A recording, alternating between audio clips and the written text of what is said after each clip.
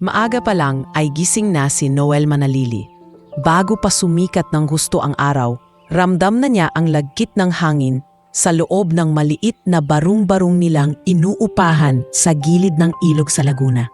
Tumutulo ang tubig mula sa butas na bubong na tinakpan lang ng lumang trapal. At sa sahig na kahoy, naroon ang lumang bentilador na umaatungal pero halos wala ng malamig na hangin na mailabas. "Kuya, anong oras na?" Paos na tanong ni Joyce habang nakabaluktot sa manipis na putson. Yakap-yakap ang luma niyang bag na may nakasulat pang pangalan niya sa grade school. "Tumayo ka na, sis." Mainahong sagot ni Noel. Inaayos ang uniform niyang kulay asul na may maliit na logo ng Vergara Motors sa dibdib. "Baka malate ka na naman sa school. Ako na sa pandesal mamaya. Ako na rin sa pamasahe mo." "Maliit lang sahod mo, kuya." Mahina pero nag-aalalang sagot ni Joyce. "Baka naman maubos na naman sa akin." Ngumiti si Noel kahit alam niyang totoo ang sinabi ng kapatid. "Mas mahalaga na hindi ka tumigil sa pag-aaral, Joyce. Huwag mo na akong alalahanin, sanay na ako sa konti." Sa sulok ng maliit na bahay, nakakumot si Aling Lina, ang kanilang ina, na may iniindang sakit sa puso. Kita sa payat nitong mukha ang pagod at takot na baka maging pabigat lang siya sa mga anak. "Noel," mahina niyang tawag, "may gamot pa ba ako?" Lumapit agad si Noel, inilapat ang palad sa noo ng ina. "May natira pa po kahapon, Nay. Mamaya bago ako pumasok, dadaan ako sa butika. Kakausapin ko ulit si ate sa cashier. Baka pumayag na hulugan ulit." Napapikit si Aling Lina, pilit pinipigilan ang luha. "Pasensya ka na, anak. Dati ang tatay mo, hindi pumapayag na ako ang maunang gumising. Ngayon, ikaw na lahat." Sumagi sa isip ni Noel ang larawan ng yumaong tatay na si Mang Ruel. Malakas, masigla, laging may bahid ng grasa sa kamay at amoy langis. Pero lagi pa ring may oras para magbiro at magturo sa kanya tungkol sa makina. Isang aksidente sa talyer ang kumitil sa buhay nito. At mula nun, natigil ang pag-aaral ni Noel sa mechanical engineering. Paglabas ng bahay, sinalubong siya ng amoy ng usok ng mga tricycle at putik ng kalsadang hindi sementado. Habang naglalakad papuntang sakayan, may dumaan na jeep na punong-puno ng pasahero.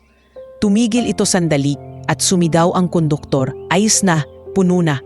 Kaya napilitan si Noel at Joyce na maglakad pa ng taunti para makasakay sa susunod. "Kuya," sabi ni Joyce habang magkasabay silang naglalakad, "balang araw, ayoko na dito.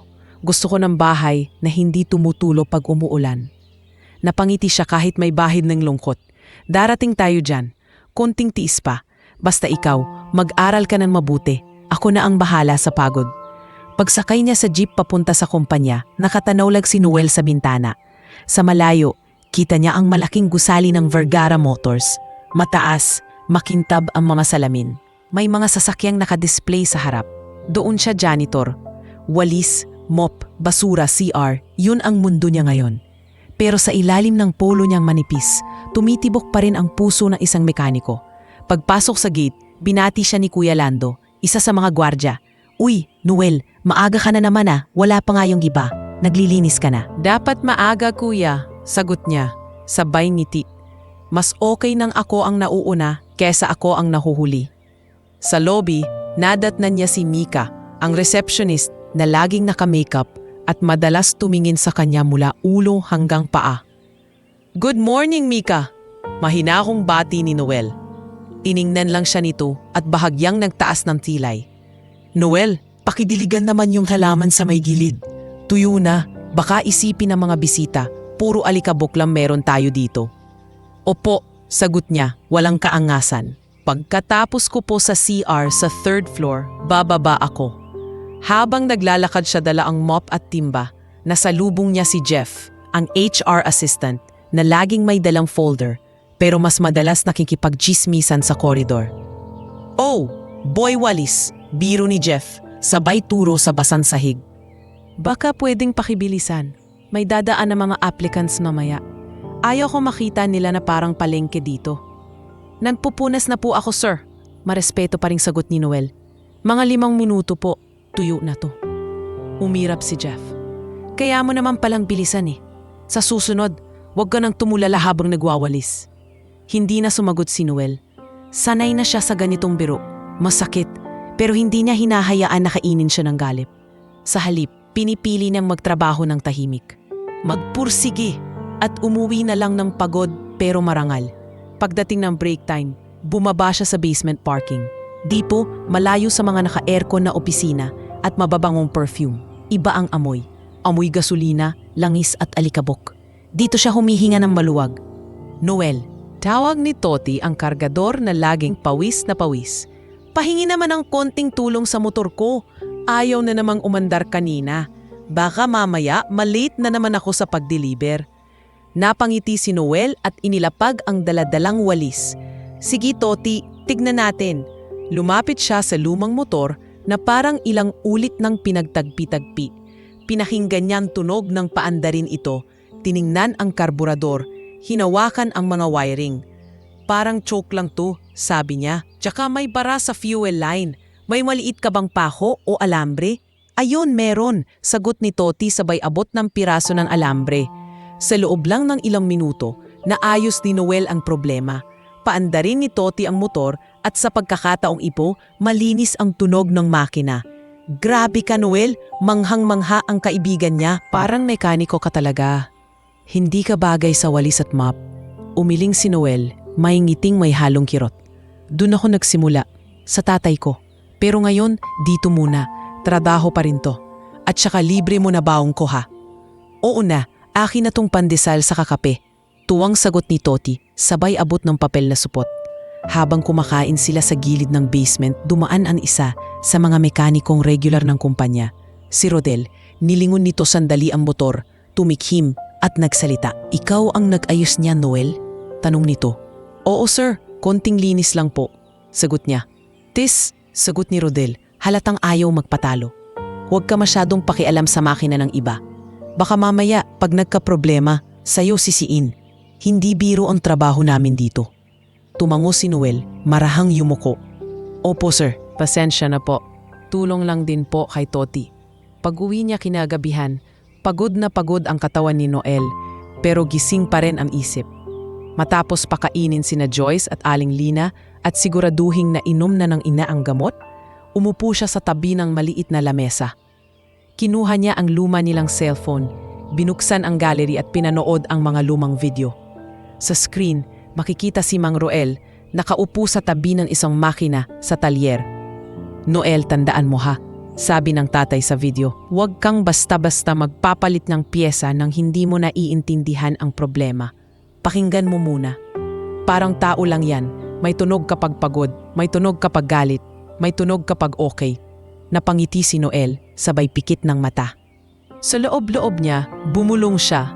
Tay, pasensya na kung hindi ko natapos ang engineering. Pero pangako, hindi mawawala sa akin ang itinuro mo. Balang araw, gagamitin ko to. Hindi lang para sa amin, kundi para sa mas malaking bagay. Habang unti-unting lumalalim ang gabi, naririnig niya sa labas ang ingay ng mga sasakyang dumadaan. Sa isip niya, isa-isa niyang binubuksan ang hood ng bawat kotse. Pinapakinggan ang bawat makina. Janitor siya sa papel. Oo, pero sa tahimik na sulok ng mundo niya, mekaniko pa rin siya. At hindi niya alam na ang simpleng talento niyang iyon ang magbubukas ng pintuan papunta sa isang buhay na hindi man lang niya kayang ilarawan sa ngayon. Sa kabilang dulo ng lungsod kung saan nakatayo ang mataas at makintab na gusali ng Vergara Motors, dahan-dahang huminto ang itim na sedan sa harap ng main entrance. Bumukas ang pinto sa likuran at bumaba ang isang babaeng nakaputing silk blouse, fitted na itim na slacks at matataas na kulay nude na takong. Maamo ang mukha pero matalim ang mata. Siya si Cassandra Cassie Vergara, ang batang-batang CEO na ayaw ipahalata na pagod na siya sa mundong ginagalawan. Ma'am Cassie, nandito na po tayo. Magalang na sabi ng driver niyang si Mang Rudy habang hawak ang pinto. Thank you, Mang Rudy. Maikli ngunit magalang na sagot ni Cassie. Sabay inayos ang blazer na kulay navy blue na nakapatong sa kanyang braso. Pagpasok pa lang niya sa lobby, sabay-sabay na bumati ang mga staff. Good morning, ma'am. Sunod-sunod na bati ng mga receptionist at guard na sina Lando at Jeric. Ngumiti siya ng bahagya, pero hindi na nagtagal. Sanay na siya na sa bawat pagngiti niya ay may kasunod na mabigat na responsibilidad. Pag-akyat niya sa top floor kung nasaan ang boardroom, naroon na ang ilang miyembro ng board. Ang iba, may hawak ng makakapal na folder. Ang iba naman, abala sa pag-check ng kanilang mga telepono. Pagpasok niya, tumayo ang ilan bilang paggalang. Pero ramdam niya, hindi lahat ay tapat ang respeto. Good morning. Malamig pero kontroladong bungad ni Cassie, sabay upo sa dulo ng mahaba at makintab na mesa. Sa likod niya, nakasabit ang malaking framed picture ng kanyang ama, si Don Federico Vergara. Nakangiting nakabarong, inaabot ang kamay na parang laging handang manguna. Let's begin, dagdag niya. Tumikhim si Doña Milagros Riego, isang matandang babae na laging nakaperlas at mahigpit ang pagkakatali ng buhok. Cassandra, panimula nito.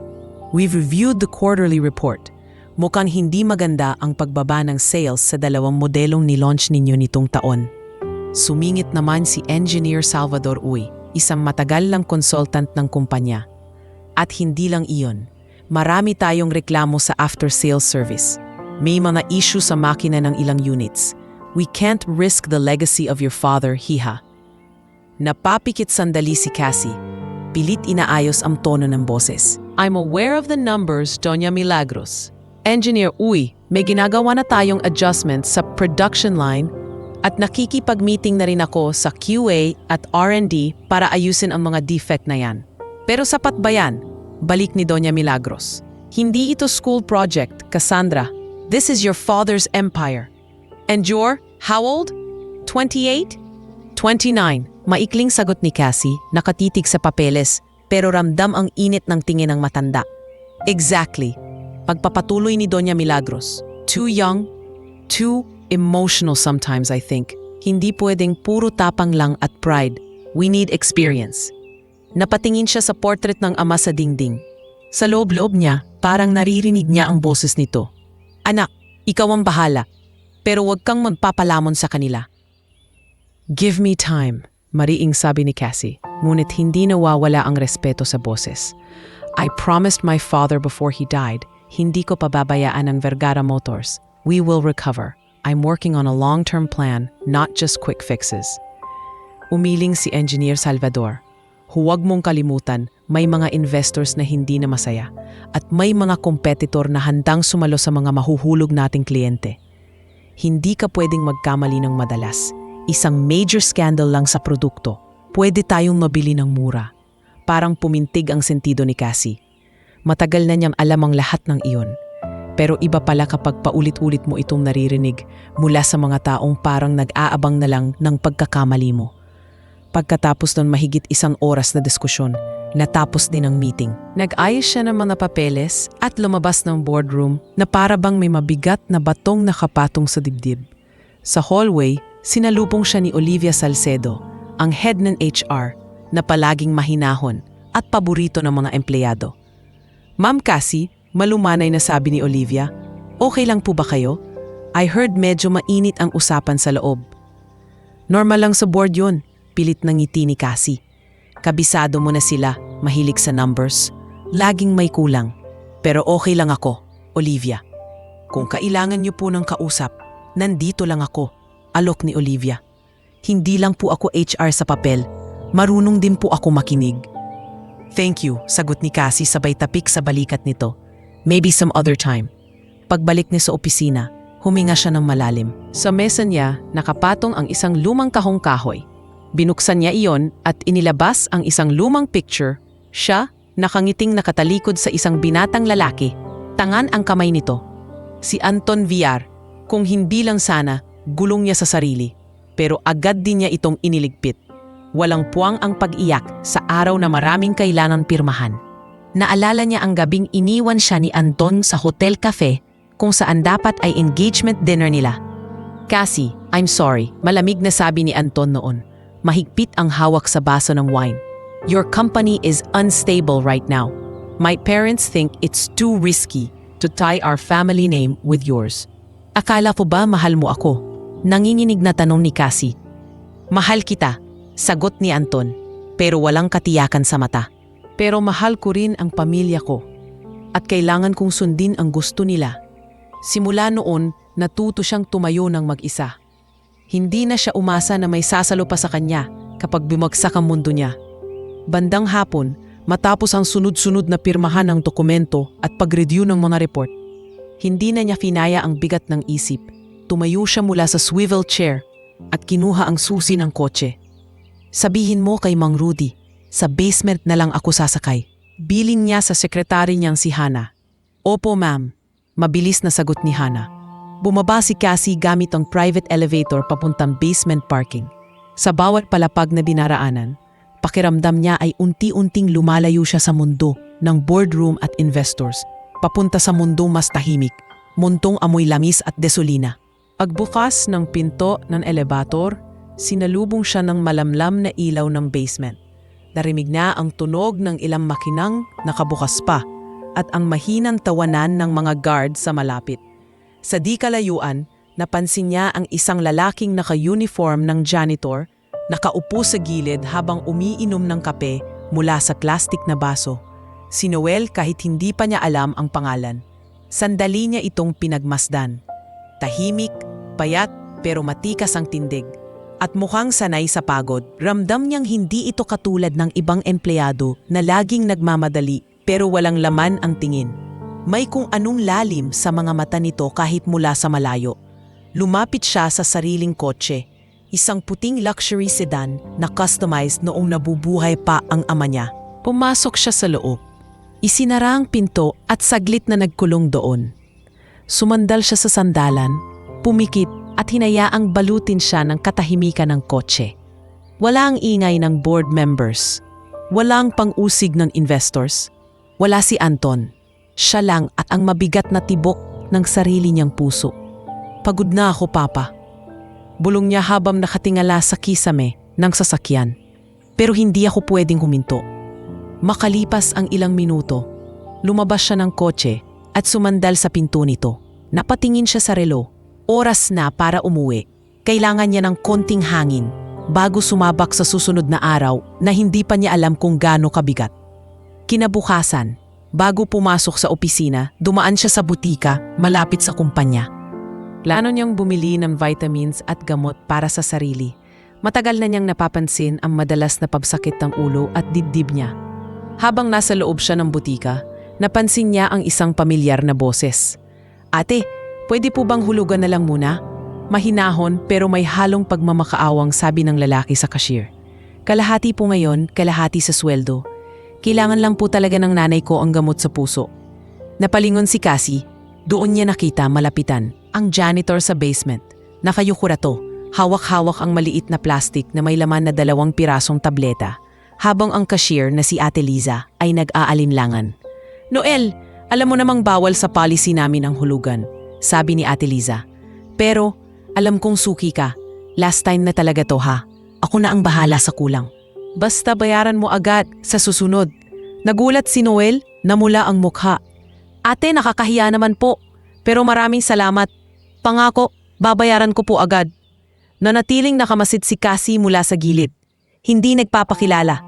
May kumurot sa dibdib niya habang pinapanood kung paano marahang itinupi ni Noel ang resibo at gamot. Para bang hawak nito ang tanging pag-asa ng isang buong pamilya. Paglabas niya ng butika, napadako ang tingin niya sa gusaling pinamumunuan niya. Doon sa loob, nakikipaglaban siya sa mga board member, sa mga numero, sa reputasyon ng kumpanya. Pero sa labas, tulad nitong lalaking janitor, may mga taong araw-araw ding nakikipaglaban, hindi para sa market share, kundi para lang may maiuwing gamot at pagkain. At sa hindi niya maipaliwanag na dahilan, unang beses sa mahabang panahon na naramdaman ni Cassie na baka, hindi lang siya ang pagod sa mundong ito. Kinabukasan habang papasikat pa lang ang araw, abala na ang paligid sa tapat ng Vergara Motors. May mga jeep na nagsisiksikan sa kalsada, mga empleyadong nagmamadaling pumasok, at mga tindero sa gilid ng kalsada na nag-aayos ng kanilang paninda. Sa mismong kanto malapit sa gate ng kumpanya, naroon si Aling Bebet, ang matandang nagtitinda ng kakanin. Kutsinta, sapin-sapin, suman, bibingka, nakalagay sa kahoy na kariton na tinakpan lang ng plastik. Pawis na agad ang noo nito kahit malamig pa ang hangin. "Noel, anak," tawag niya nang makita si Noel na pababa mula sa jeep. May bitbit na backpack at nakasabit pa sa balikat ang lumang jacket. "Heto may tinabi akong suman para sa'yo. Alam kong hindi ka nag-aalmusal." Ngumiti si Noel at agad lumapit. "Nako, Aling Bebet, lagi na lang po kayo may tinatabi para sa akin. Magkano po?" "Kainin mo na lang, wala nang bayad yan," ngiting sagot ni Aling Bebet. Sabay abot ng 3 pirasong suman na binalot sa dahon ng saging. Ang mahal-mahal na ng bigas, pero pag may mga batang tulad ninyo na nagsusumikap, parang gumagaan sa puso ko. "Hindi po, hindi ako papayag na libre." Sagot ni Noel, sabay abot ng kulubot na 20 pesos. "Kahit ito man lang po, nakakahiya naman sa inyo." Bago pa man makasagot si Aling Bebet, biglang bumusina ng malakas ang isang SUV na pilit pumipihit sa makipot na haraplang gate. Sa pagmamadali ng driver, esagi nito ang gilid ng kariton ni Aling Bebet, kaya bahagyang umusog ito at muntik ng matumba. "Ay!" sigaw ng matanda, sabay kapit sa gilid ng kariton. Gumulong sa kalsada ang ilang piraso ng kutsinta at suman. Mabilis na kumilos si Noel. Bimitawan niya ang hawak na jacket, tumakbo palapit at sinalo ang kabilang side ng kariton para hindi tuluyang bumagsak. "Kuya, dahan-dahan naman!" sigaw niya sa driver, na bahagyang napatingin sa side mirror pero agad ding umusad, parang wala lang nangyari. Lumapit ang ilang tao pero karamihan nagmamadali lang umalis at umiwas sa gulo. Si Noel nais mo ang yumuko, pinulot ang mga nalaglag na kakanin at inilagay sa gilid, halatang hindi na pwedeng ibenta. "Pasensya na po, Aling Bebet," hinging paumanhin ni Noel, parang siya pa ang may kasalanan. "Kung nandito lang sana ako sa tabi niyo, naharang ko sana agad." Umiling ang matanda, nangingilid ang luha. "Hindi mo kasalanan, anak. Mga taong nagmamadali lang yan. Hindi na nag-iisip kung may matatamaan ba. Salamat at nahawakan mo tong kariton ko. Pag bumagsak to, wala na akong paninda ngayong araw." Habang inaayos ni Noel ang pagkakapatong ng mga tray sa kariton, may ilang empleyadong nakatayo sa labas ng gate ang nakatingin. Isa na roon si Jeff na nakahawak sa ID niya at nakataas ang kilay. Pagpasok nila sa loob, halos kasunod lang ni Noel si Jeff. Sa lobby, naabutan nila si Mika na abala sa pagtanggap ng isang bisitang nakabarong. "Noel," maangas na tawag ni Jeff sa kanya, "next time huwag ka nang makisawsaw sa mga drama sa labas. Trabaho mo dito sa loob, hindi sa kalsada." Napayuko si Noel, pinipigilan ang sarili. "Sir, tinulungan ko lang po si..." "Hindi na kailangang magpaliwanag," putol ni Jeff. "Nakita ka ni guard na parang ikaw ang traffic enforcer sa labas. Baka mamaya sabihin ng mga bisita natin, pati mga janitor dito, kung saan-saan nakikialam." Bago pa makasagot si Noel, dumating si Ate Maris, ang senior accountant na kilala sa pagiging prangka pero patas. Nakarinig siya ng ilang huling salita ni Jeff. "Jeff, malamig pero matatag ang boses ni Ate Maris. Kung lahat tayo dito nasa loob lang ng aircon at wala nang pakialam sa mga nangyayari sa labas, ano pa bang klase ng tao tayo?" Nagulat si Jeff at napatingin sa kanya. "Hindi naman sa ganon, Ate Maris. Sinasabi ko lang na tinutulungan niya yung matandang nagtitinda sa tapat." Sabi ni Maris. Tinuturo si Noel. "Mas gugustuhin kung may empleyado tayong tulad niya na marunong tumulong kahit hindi sakot ng job description, kaysa sa mga taong magaling lang magsalita pero wala namang malasakit." Natigilan si Jeff, napailing at nagkunwaring may babasahing papel. "Sige na nga. Basta Noel, kapusin mo pa rin lahat ng naka-assign sa'yo ngayon, ha? Bawal ang mabagal." "Opo, ate." "Sir," sagot ni Noel. Sabay tango kay Maris bilang pasasalamat. Hindi nila alam, mula sa mezzanine, sa itaas, nakatingin si Cassie. Papasok sana siya sa office nang mapansin ang maliit na eksenang iyon. Hindi niya narinig ang lahat ng sinabi, pero sapat na ang nakita niyang hinawakan ni Noel ang balikat ni Aling Bebet kaninang umaga, at ngayon ay pinagtatanggol siya ni Maris sa loob. Tahimik pero maaasahan, bulong niya sa sarili, bago siya tuluyang pumasok sa glass door papunta sa opisina. Lumipas sa mga araw, sunod-sunod ang trabaho. Si Noel, sanay sa pag-ikot sa bawat palapag, nagwawali sa hallway, naglilinis ng CR, nag-aayos ng mga basurahan sa pantry. Madalas, dumaraan siya sa accounting office kung saan naroon si Ate Maris at ang iba pang staff na sina Carlo at Jessa. Noel, paabot naman ng tubig dyan sa dispenser. Biro ni Carlo isang tanghali. Sige po, Sir Carlo, sagot ni Noel. Sabay abot ng baso. Sir agad, natatawang sabi ni Jessa. Parang ang tanda mo ng pakinggan, Carlo. Tanggap ko na, natatawa ring sagot ni Carlo. Basta Noel, kapag umasenso ka na, huwag mo kaming kakalimutan ha. Baka mamaya, ikaw na presidente dito. Kami pa rin ang nagbibilang ng resibo. Mumiti lang si Noel. Pero sa loob-loob niya, parang suntop sa buwan ang biro. President?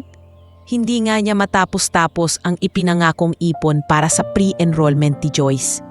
Isang hapon, biglang dumilim ang langit, makapal ang ulap at malakas ang hanging sumasalpok sa bintana ang building.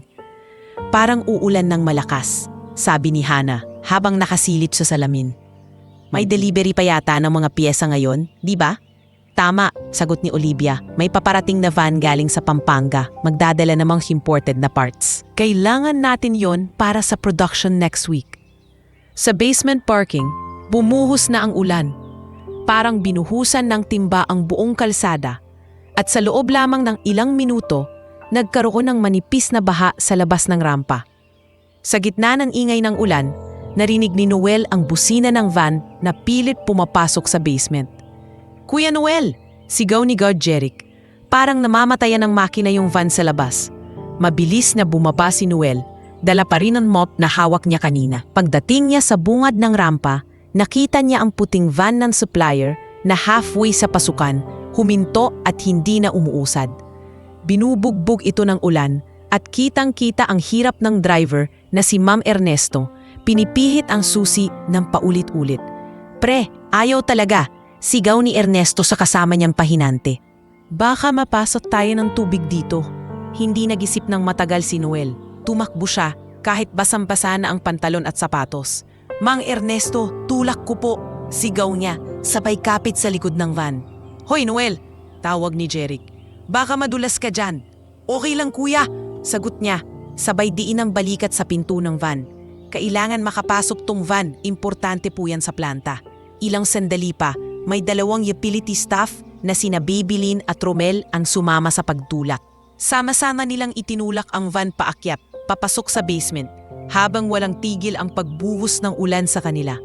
Basang-basa ang kanilang mga uniform, nanginginig sa lamig, pero hindi tumitigil.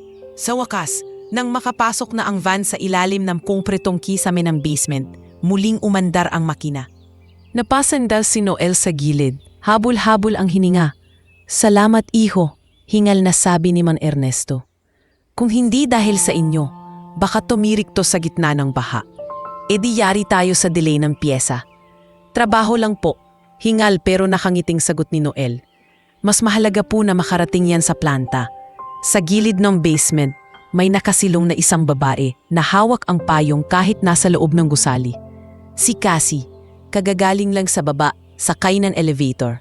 Kanina pa niya pinapanood ang eksena, ang pagtakbo ni Noel sa gitna ng ulan. Ang pagsunod ng iba, ang pagpupumilit nitong itulak ang van na parang buhay na ang nakasalalay. Ma'am, bulong ni Mang Rudy na nasa likuran niya. Baka po gusto niyong mag-antay muna sa taas. Baka mabasa kayo rito. Umiling si Cassie, hindi inaalis ang tingin kay Noel. Okay lang ako, Mang Rudy. Habang nakatingin siya sa basang-basa, ngunit nakangiting si Noel, may kung anong gumuhit sa isip niya. Isang tanong na matagal nang gumugulo sa kanya tungkol sa kumpanya. Bakit pakiramdam niya, ang ilan sa mga taong mas may puso at malasakit, nasa pinakailalim ng sistema? Kung ganito ang mga taong nasa baba, bulong niya sa sarili. Ano pa kaya ang kaya nilang gawin kung mabigyan sila ng pagkakataon? Ngunit agad niya ring inalok ang isip. Hindi pwedeng puro emosyon. May budget, may sistema, may hierarchy. Hindi pwedeng basta na lang magdesisyon ang CEO na umangat ang isang janitor dahil lang sa nakita niyang tumulak ito ng van sa ulan. Pag-akyat niya pabalik sa opisina, hindi niya napigilan ang isang huling sulyap sa basement mula sa glass window ng hagdan. Nandoon pa rin si Noel.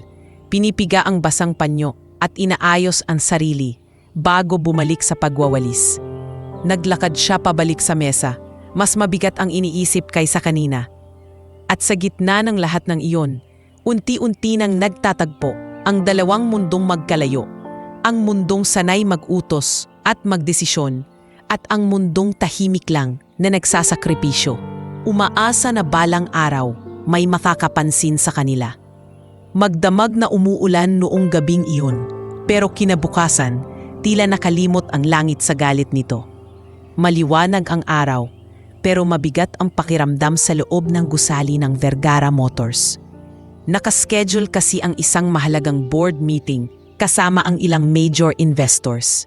Maaga pa lang, nasa opisina na si Cassie. Nakapatong sa mesa niya ang sunod-sunod na report. Sales performance, reklamo ng customer, ulat ng QA. Habang binabalikan niya ang mga numero, ramdam niya ang panginginig ng sikmura niya.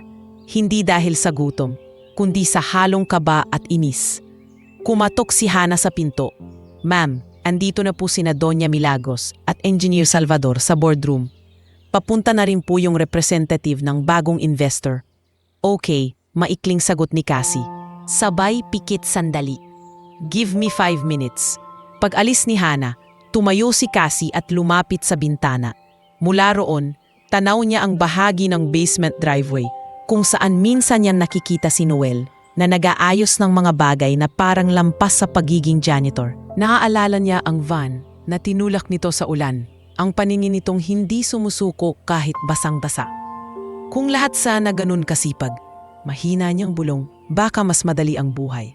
Huminga siya ng malalim, binitawan ang kurtina, at lumakad na papunta sa boardroom. Pagpasok niya, nandoon na ang lahat. Nakaupo sa gitna si Doña Milagros, kumikislap ang perla sa leeg. Sa tabi, si Engineer Salvador na natakunot ang noo. Hawak ang isang makapal na folder na parang sandata. May isa pang lalaki, bagong mukha, si Mr. Kelvin Ong, representative ng isang foreign investment group na interesado umanong makipag-partner sa Vergara Motors. Kung makikita nitong stable ang kinabukasan ng kumpanya. "Good morning," bati ni Cassie. Pilit na nakangiti. "Let's start." Hindi pa man lumalampas ang unang slide ng presentation, nagsalita na si Doña Milagros. "Cassandra, ang bagsak ng sales sa 2 modelo ninyo nitong nakaraang quarter. Unacceptable." Pinintot ni Cassie ang remote at pinakita ang graph. "Yes, bumaba ang numbers but hindi lang bat ang kailangan namin," putol ni Engineer Salvador. "Kailangan namin ng konkretong solusyon. May defective units na lumalabas sa social media. May video pa nga na kumakalat kung saan tumirik ang isa sa mga sasakyan ninyo sa gitna ng kalsada. Do you understand what this means for the brand?" Sumingit si Mr. Ong, magalang pero matalim ang tono. "Our group wants to help, Miss Vergara. Pero kung hindi klaro ang plano ninyo sa product reliability, mahihirapan kaming ipaliwanag sa shareholders naming foreign kung bakit kayo ang dapat paglaanan ng pondo." Para bang sinasakal ang dibdib ni Cassie sa bawat salitang naririnig. Alam niyang totoo ang sinasabi nila. Alam niyang kailangan ng aksyon. Pero iba pa rin pala kapag isa-isa itong binabato sa kanya sa harap ng portrait ng ama niyang nasa dingding ng boardroom. Parang nanonood ng performance ng sariling anak. "May ginagawa na tayong internal audit sa production line," paliwanag ni Cassie. Pilit hinahabaan ang pasensya. "Pina-check ko na ang calibration ng mga makina at ang process ng QA. We're also revisiting the engine design with R&D. Hindi ito overnight fix, but we're moving." Nagkatinginan ang mga board member. Wala nang nagsalita pa ng diretsyong pagsang-ayon. Pero wala ring tahasang tumutol. Sa halip, parang nakabitin ang hatol sa hangin. Pagkatapos ng 2 oras, natapos din ang meeting. Nang magsialisan ang mga tao, naiwan si Cassie sa loob ng boardroom, tahimik na nakatitig sa graph sa screen na unti-unting nagda-time out. Sa gilid ng mata niya, tanaw pa rin ang portrait ng ama. "Hindi ako susuko pa." Bulong niya, pinupunasan ang sariling mata, bago pa man tuluyang mamasa. "Kahit lahat sila pagdudahan ako, hindi ako aalis." Bandang gabi na nang matapos si Cassie sa mga papeles sa opisina niya. Tahimik na ang mga palapag. Marami ng ilaw ang nakapatay. Tanging ilang bombilya na lang sa hallway ang nakabukas. Kinuha niya ang bag, blazer at susi ng kotse. Tumawag siya kay Hana sa internal line. Hana, okay na ako rito. Sabihin mo kay Mang Rudy, sa basement na lang ako sasakay. Wika niya. Opo ma'am, nasa baba na po siya nag-aantay. Sagot ni Hana. Paglabas niya sa elevato papuntang basement, sinalubong siya ng bahagyang amoy ng langis at malamig na hangin mula sa bukas na bahagi ng rampa.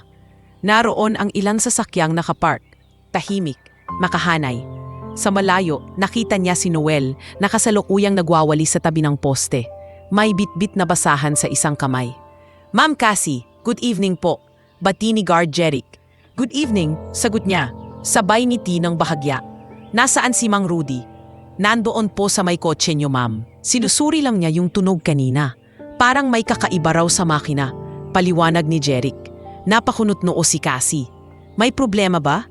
Lumapit sila sa puting luxury sedan niya. Nakabukas ang hood at si Mang Rudy ay nakasandal. Hawak ang basang panyo. Mukhang napapakamot sa ulo. Nasa tabi rin ang dalawang mekaniko ng kumpanya na sina Rodel at Pax. Parehas may mansa ng grasa ang uniforms. Mang Rudy? Tawag ni Cassie. What's wrong with my car? Ay ma'am, agad na lumapit ang driver. Kanina po, nung paandar ko, parang hirap na hirap. May kumakalansing na hindi ko mawari. Ayaw din mag-start ng maayos, kaya pinatawag ko na po si Rodel para matingnan. Sumingit si Rodel, medyo mayabang ang tono. Ma'am, piningnan na po namin ang battery. Okay naman, yung fuel line, malinis. Baka electronic issue. Kailangan po siguro dalhin sa kasa. Kasa? Ulit ni Cassie, halatang nainis.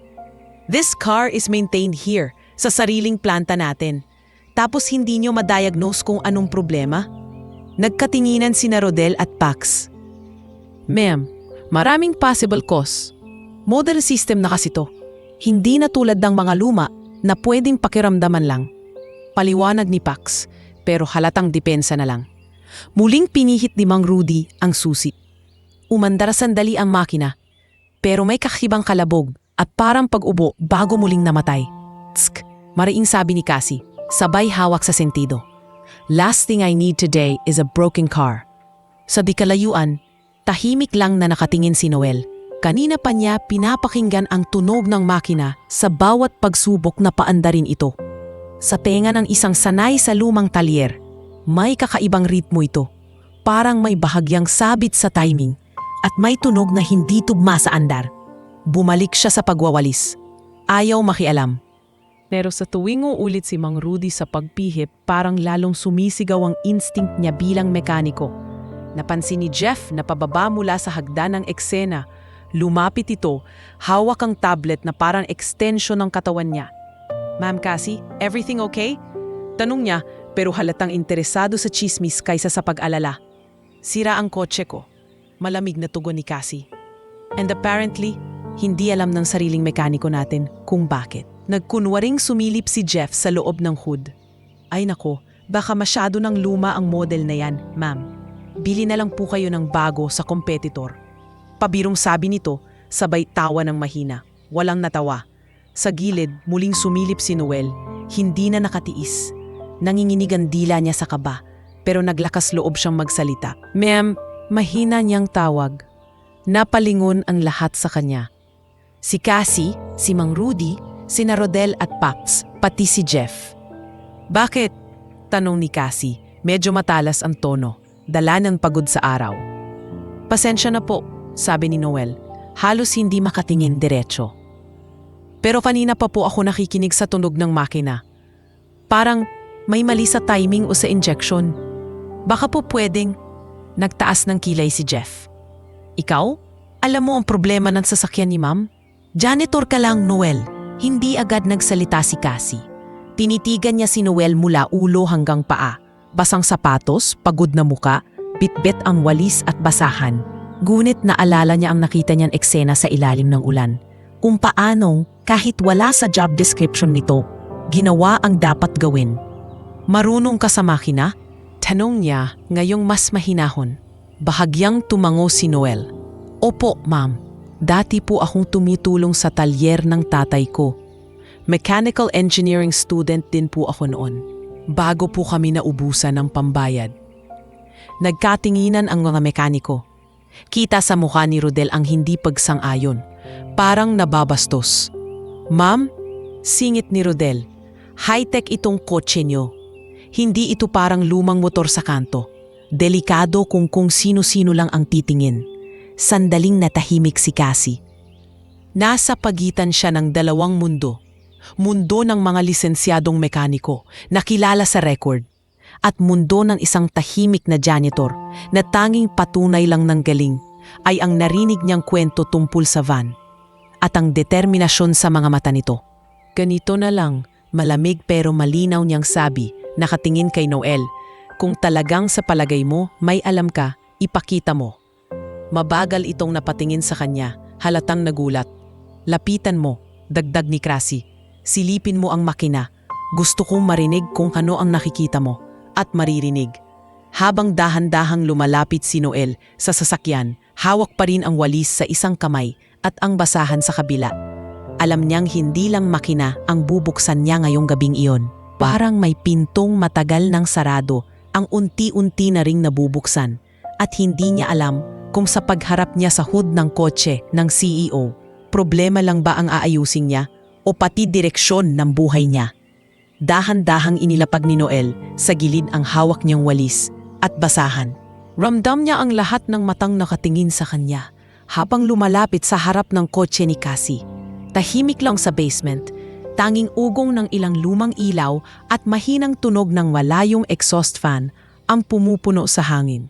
Sumilip siya sa loob ng hood. Inilapit niya ang tainga. Pinakiramdaman ang bawat metal na bahagi. Tiningnan ang mga hose at wiring na parang matagal na niyang kilala. Sa gilid, nakahalukip-kip si Rodel. Hindi makapaniwalang pinapayagan ng CEO ang janitor na pakialaman ang sasakyan nito. Noel, singit ni Jeff. May halong panunukso ang boses. Sigurado ka ba dyan? Baka mamaya pati ang kotse ni ma'am gawing kariton. May ilang mahinang tawa ang sumunod pero hindi na iyon pinansin ni Noel. Sa loob niya, umuugong ang boses ng tatay niya mula sa lumang video. Huwag kang kakabahan sa makina, anak. Tao ang iniingatan mo, hindi bakal. Bantayan mo kung paano siyang humihinga. Mang Rudy, mahinahong sabi ni Noel. Pakistart po ulit saglit. Nagkatinginan ng iba, pero tumango si Mang Rudy at muling umupo sa driver's seat. Pinihit niya ang susi, umandar ang makina ng ilang segundo. May kalabog, may parang pag-ubo. Sabay halos mabilaukan at namatay ulit. Okay na po, sabi ni Noel. Salamat. Inabot niya ang isang maliit na flashlight na dala ni Pax, kahit halatang ayaw sana itong ipahiram. Pinisil ni Noel ang ilang wiring, tiningnan ang mga koneksyon, at may nakita siyang isang bahagi na halatang napalitan kamakailan. Bagong kable, pero may kakaibang pagkakabit. Parang may mali sa ginawa rito. Mahina niyang bulong. Higit sa sarili kaysa sa iba. Anong sabi mo? Singit ni Rodel, nagtaas ng boses. May mali sa ginawa namin? Umangat ang tingin ni Noel. Hindi lumalaban, pero hindi rin umaatras. Sir, baka po, may na-miss lang kayo. Hindi ko po sinasabing wala kayong alam. Baka lang po may ibang approach. Ramdam ni Cassie ang tensyon sa hangin. Pagod na siya sa buong araw. Dismayado pa sa board meeting. At ngayon pati sa sakyan niya, ayaw makisama. May kung anong sumabog sa loob niya. Hindi lang sa makina, kundi sa pride niyang ilang taon nang pinipilit manatiling matatag. Alam niyo, biglang sabi ni Cassie, napahalakak pero may pait sa tono. Nakakatawa na pati kotse ko, hindi maayos-ayos. CEO ako ng car manufacturing company, pero hindi ko maasahan ang sariling team ko. Tahimik ang lahat. Walang umimik. Tumingin siya kay Noel, diretso sa mata nito. Ikaw, Noel, mabagal niyang sabi, nakikinig ka lang dyan para alam mo lahat ng nangyayari. Kung talagang kaya mong ayusin to. Sandali siyang tumigil, sa kabahagyang ngumiti ng sarkastiko. Aniting ginagamit niya kapag gusto niyang takpan ang pagod at lungkot. Pag naayos mo itong makina ng sasakyan ko, sa'yo na ang kumpanya at papakasalan pa kita. Parang sumabog ang hangin sa basement. Napasinghap si Jeff. Si Mika, nakakababa lang ng elevator, napakapit sa ID niya. Si Jeric, napatawa ng mahina. Iniisip na biro iyon. Ma'am, pulalas ni Jeff. Grabe naman yata yun. Nagtaas ng kamay si Cassie. Pigil sa kanya. Narinig niyo lahat, di ba? Sabi niya sa mga nasa paligid.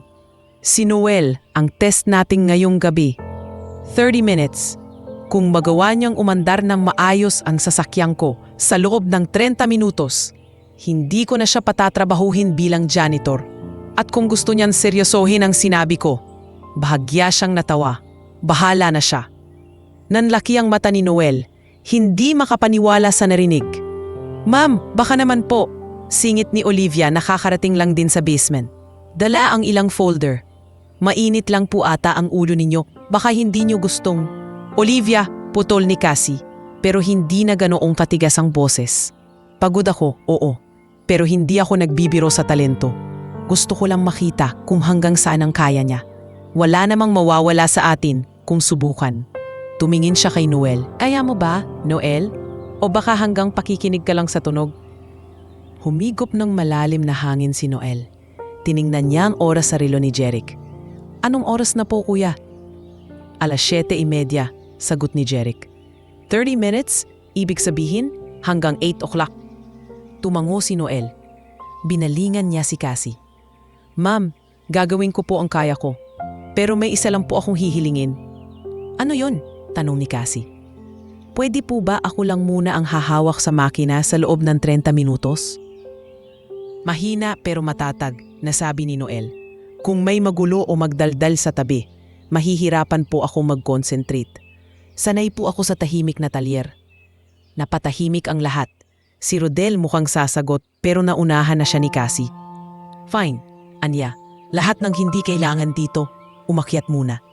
Mang Rudy, ikaw at si Noel na lang ang maiiwan. Jeric, mananatili ka rin bilang saksi. Jeff, ipaalam sa HR na? May maliit tayong eksperimento sa basement. Ano ma'am? Eksperimento na pala to? Bulong ni Jeff, pero sumunod na rin at umakyat kasama ni na Olivia, Hannah at iba pang staff. Kahit palabas na sila, ramdam ang sabik sa mga bulungan. Grabe yun no? Sabi ni Hannah kay Mika.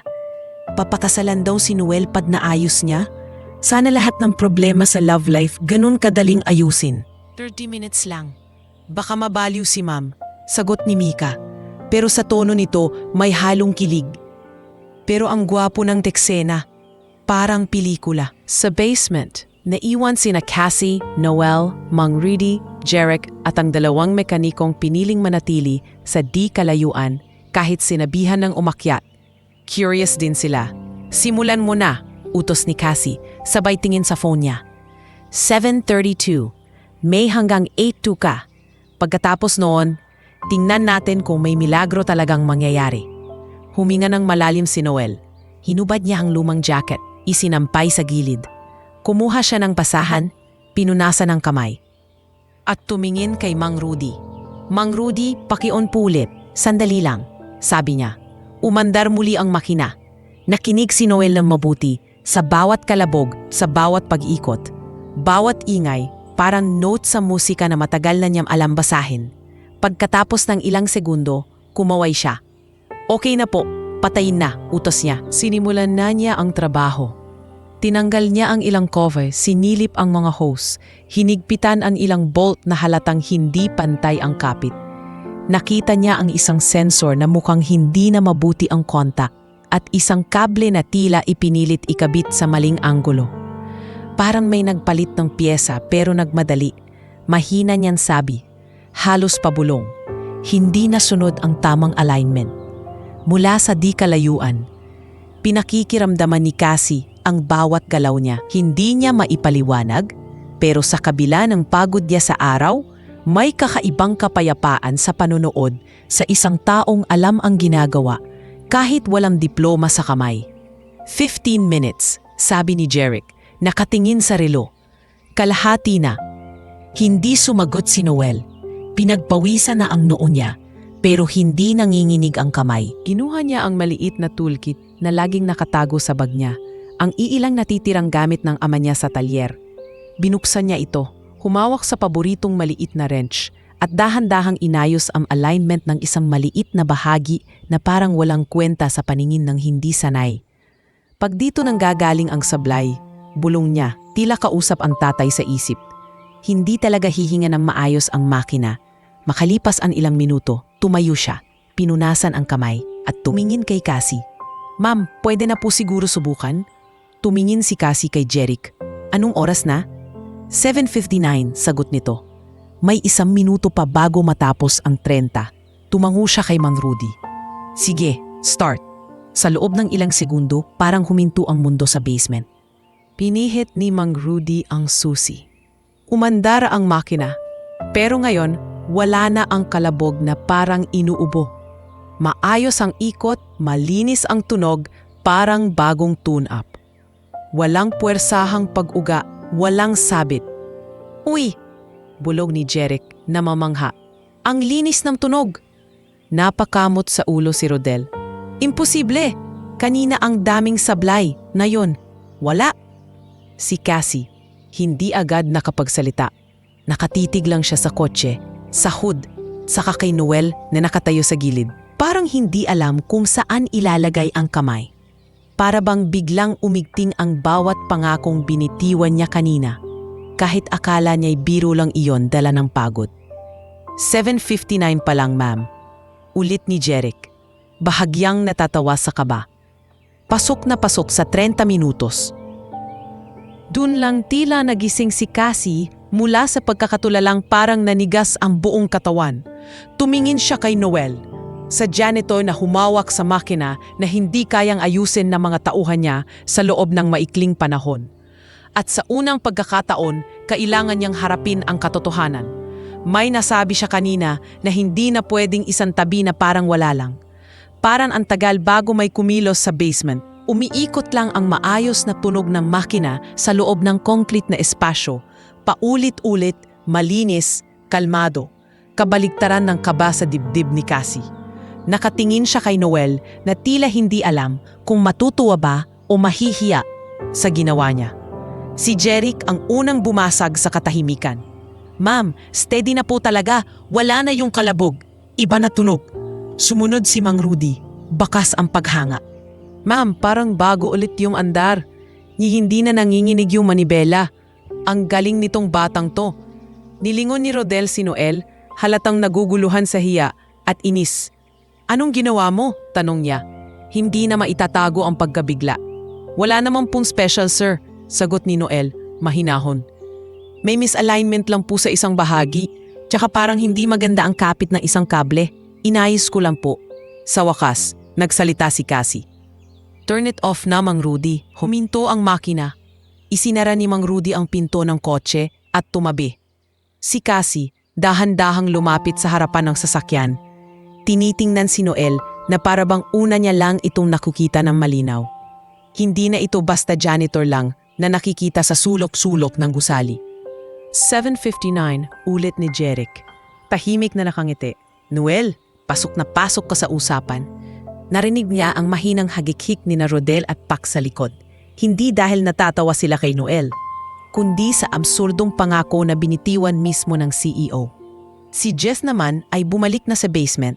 Dala ang tablet, halatang nagmamadaling makiusyoso. Uy, ano na nangyari? Tanong niya, lumalapit. Umandar? Mas maayos pa sa kanina, sagot ni Jeric, at bago mag-8. So technically, tumingin siya kay Cassie. Panalo si Noel. Sabay-sabay na palingon kay Cassie ang mga naroon. Ramdam niya ang bigat ng mga matang iyon.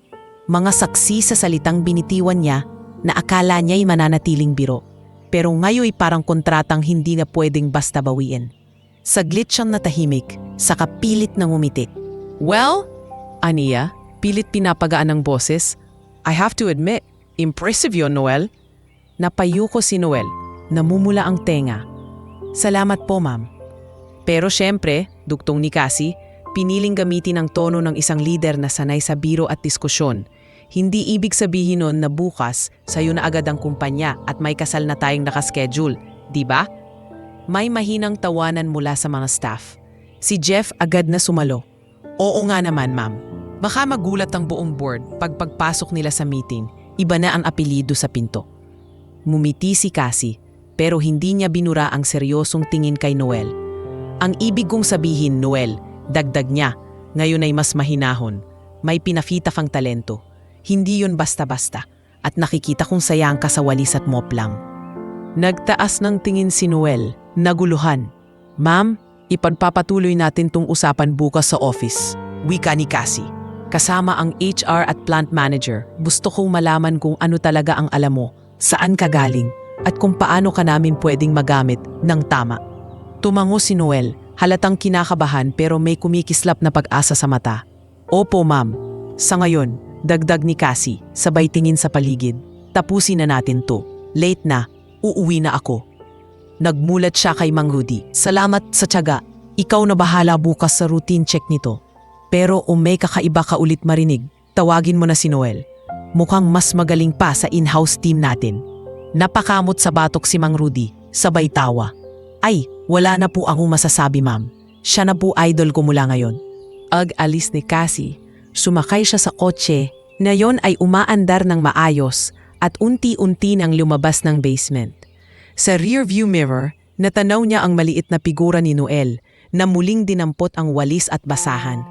Para bang babalik lang sa dati. Pero alam ni Cassie, kahit pa sa papel janitor pa rin siya ngayong gabi, iba na ang nakikita niya rito. Kinabukasan, kumalat na ang balita sa buong building. Sa pantry, sa hallway, sa smoke air sa likod, iisa ang usapan. Uy, narinig mo na? Yung janitor sa basement, siya ang nag-ayos ng kotse ni Ma'am Cassie kagabi. Talaga? Hindi ba may mga mekaniko tayo? Kahit niya raw yung mekaniko di agad nakuha. 30 minutes lang daw si Noel. Tapos ayun, may papromise pa si Ma'am na sa'yo na ang kumpanya at papakasalan pa kita. Ha? Totoo yun? Maraming saksi. Te, si Jeff na, nagkukwento kanina sa HR. Sabi niya kahit siya nanlamig ng marinig. Sa janitorial room sa basement, nakaupo si Noel sa bangkong kahoy. Tahimik na umiinom ng kape mula sa lumang plastic na mug. Nandoon sina Babylin at Romel, parehong sabik. Noel, uy, sabi ni Babylin, halos nanginginig sa excitement. Ikaw na talaga? CEO na next week? Pakasal na agad? Napailing si Noel, namumula. Tumigil nga kayo, nagbibiro lang si Ma'am kagabi. Naiinis lang dahil sa sasakyan niya. Wala yon. Hindi yun simpleng biro. Singit ni Romel. Narinig ko rin si Jeric kanina. Sabi niya, iba raw ang tono ni Ma'am pagkatapos mong ayusin yung kotse. Parang napaisip siya. Napabuntong hininga si Noel. Kung ano man yun, ayoko mag-expect. Masakit umasa sa bagay na hindi mo naman sigurado. Sapat na sa akin na naayos ko yung kotse. At siguro, hindi na ako makikita ni Ma'am bilang alikabok lang sa sulok. Bago pa siya makasagot, may kumatok sa pinto. Bumukas iyon at sumilid si Jeric. Noel, tawag niya, seryoso ang mukha. Pinapatawag ka sa taas. Office ni Ma'am Cassie, ngayon daw. Para may malamig na hangin na dumampi sa batok ni Noel. Biglang uminit ang palad niya, parang sasabog ang dibdib. Ngayon, ulit niya. Oo, sagot ni Jeric. Nandun na raw si Miss Olivia ng HR at si Engineer Raymond. Huwag ka na magpalit, ayos na yan.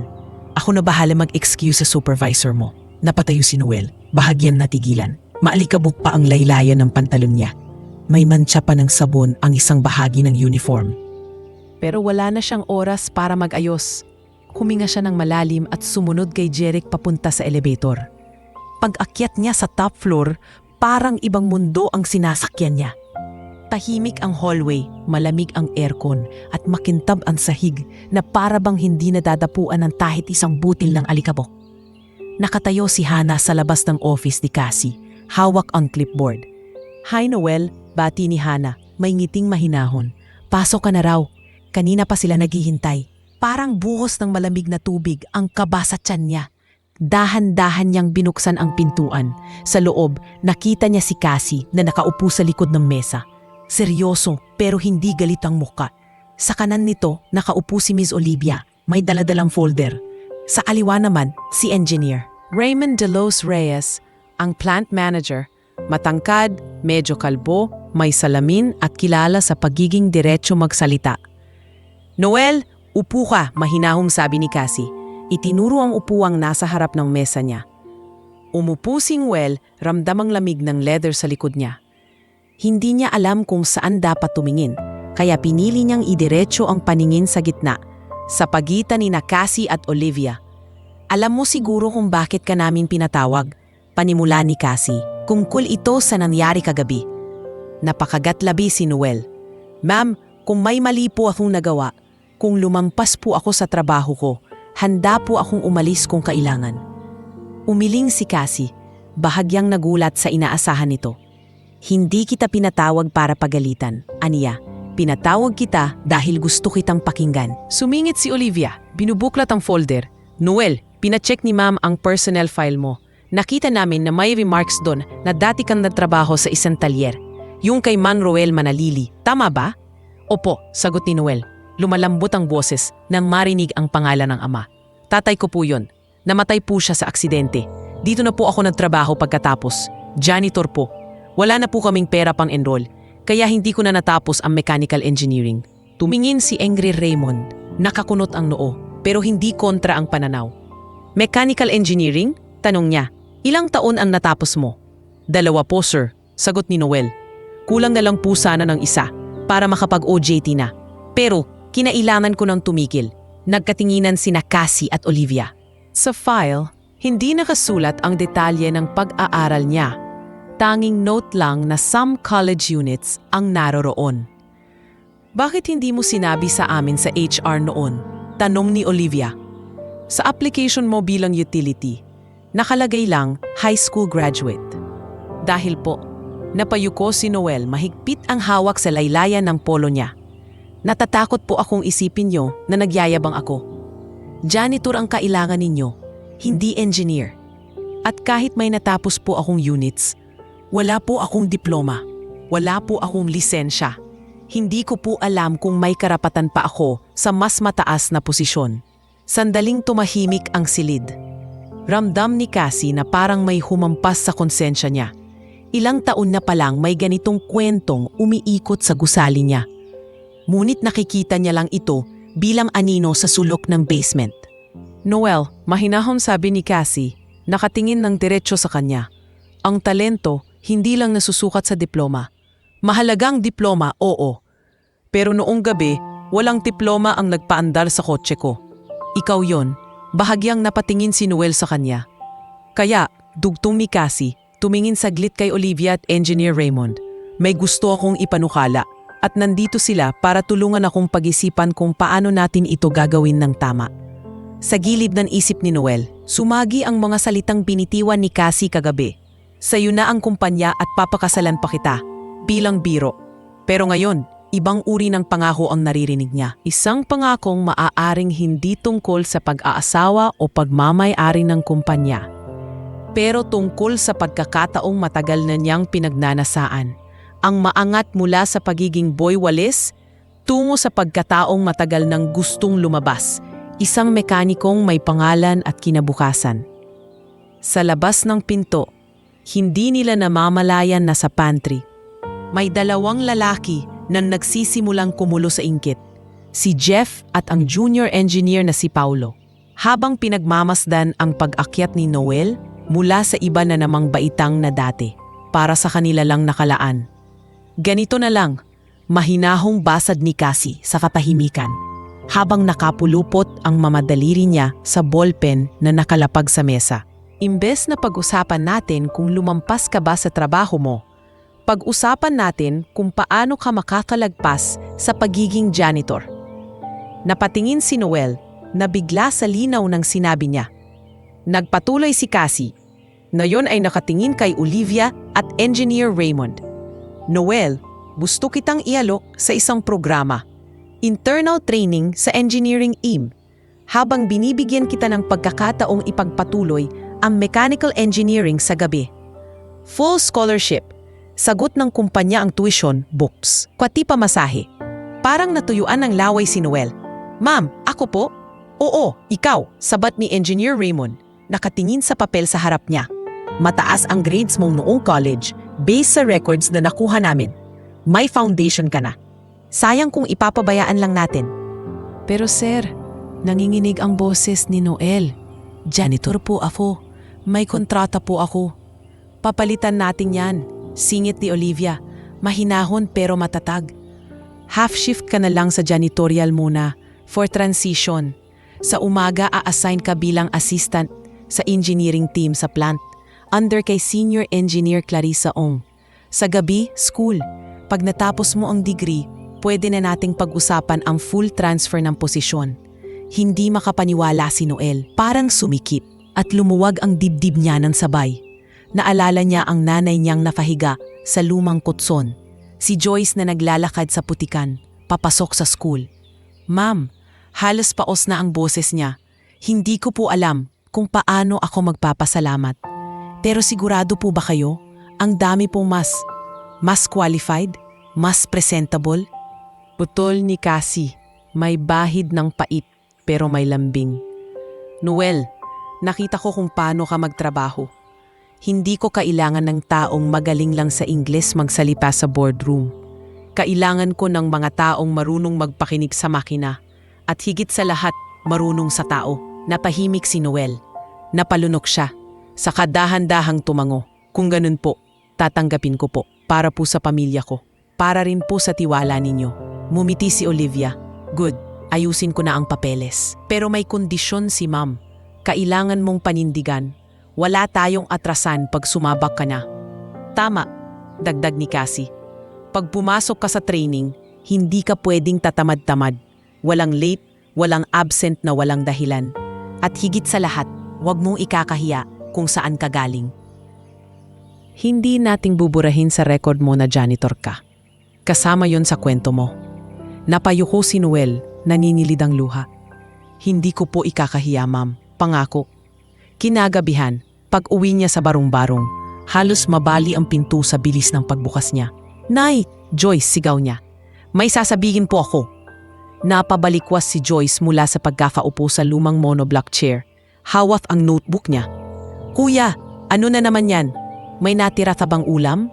Lumabas si Aling Lina mula sa loob. May hawak na tabo, halatang kagagaling lang sa maliit na paliguan. Ana, ang aga mo yata ngayon ah. Wala bang overtime? Umupo si Noel sa gitna nila, halos hindi mapakali. Nay, binigyan po ako ni ma'am ng pagkakataon, scholarship, training sa engineering team. Babawasan na ang oras ko sa pagwawalis. Mag-aaral po ulit ako sa gabi, mechanical engineering. Parang tumigil ang oras sandali. Napaatras si Joyce, nanlalaki ang mata. Kuya, seryoso ka? Oo, tumatawang umiiyak na sagot ni Noel. Sagot daw ng kumpanya ang tuition. Ako na lang daw ang bahala sa sarili kong sipag. Nangako rin ako sa kanila na hindi ko ikakahiya na janitor ako. Hindi na napigilan ni Aling Lina ang luha. Lumapit siya at hinawakan ang pisngi ng anak. Sabi ko na nga ba, hindi sayang ang lahat ng pagod mo. Hindi sayang ang mga gabing gising ka. Pinapanood ang video ng tatay mo. Anak, proud ako sa'yo. Yumakap si Joyce sa kuya niya mula sa gilid. Kuya, magiging engineer ka na. Tapos ako naman susunod. Aakyat tayo mula rito. Hindi na tayo habang buhay sa tumutulong bubong na to. Dahan-dahan lang, natatawang sagot ni Noel, pinupunasan ang sariling luha. Pero oo, sisimulan na natin. Huwag tayong bibitaw. Mabilis ang sumunod na linggo para kay Noel. Sa umaga, hindi na siya umiikot sa lahat ng palapag, bit-bit ang walis. May ID na siyang may dagdag na nakasulat, Engineering Trainee Utility. Uy, pa-upgrade na ID mo ah. Biro ni Carlo mula sa accounting nang minsang dumaan siya. Kami pa kaya ang humihingi sa'yo ng pirma balang araw? Tumigil ka nga? Natatawang sagot ni Jessa. Pero seryoso Noel, ang saya ko para sa'yo. Pag nakikita kitang nakasuot ng helmet sa plant, parang ibang tao ka na. Humingi siya ng helmet sa safety office at sinamahan ni Engineer Clarissa Ong, isang babaeng nasa early 40s. Matalas ang mata pero may mabait na aura, papunta sa R&D area. Noel, wika ni Clarissa habang naglalakad sila sa linya ng mga makina. Narinig ko na ang ginawa mo sa kotse ni Miss Vergara. Pero dito, ibang level ng pressure. Hindi lang isang unit ang pinag-uusapan natin. Libu-libong sasakyan, libu-libong buhay sa kalsada. Opo ma'am, sagot ni Noel. Kaya po ako nandito. Gusto kong matuto sa tamang paraan. Hindi lang yung alam ko sa talyer namin. Mumiti si Clarissa. Good. Magsimula ka muna sa observation. Ingnan mo kung paano mag-diagnose ang king. Paano magbasa ng blueprint. paano maglag ng problema.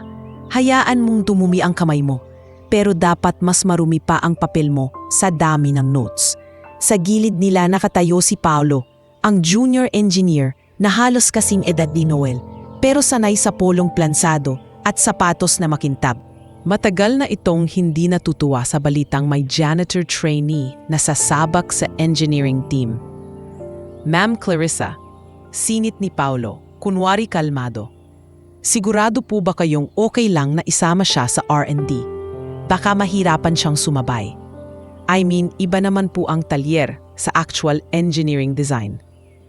Tumingin si Clarissa kay Paolo, hindi nagpatalo. Kaya nga siya nandito para matuto, hindi para makipagpaligsahan sa'yo, Paolo. Desk, hindi naman po sa ganon. Malamyas nitong sagot. Concern lang po, baka ma-overwhelm siya. Kung ma-overwhelm siya, tutulungan natin, tugon ni Clarissa. At kung ikaw ang ma-overwhelm dahil may bagong taong masipag, baka sarili mong insecurities ang kailangan mong ayusin. Napayuko si Paolo, napapailing. Pero sa loob-loob niya, nagsisimula ng umusok ang inggit. Lumipas ang mga buwan. Sa umaga, makikita si Noel na nakayuko sa makina. Nag-a-adjust ng maliliit na bahagi sa ilalim ng gabay ni Clarissa. Natuto siyang nagbasa ng complex na diagram, mag-log ng data at mag-suggest ng maliliit na pagbabago na laging pinag-iisipan ni Clarissa.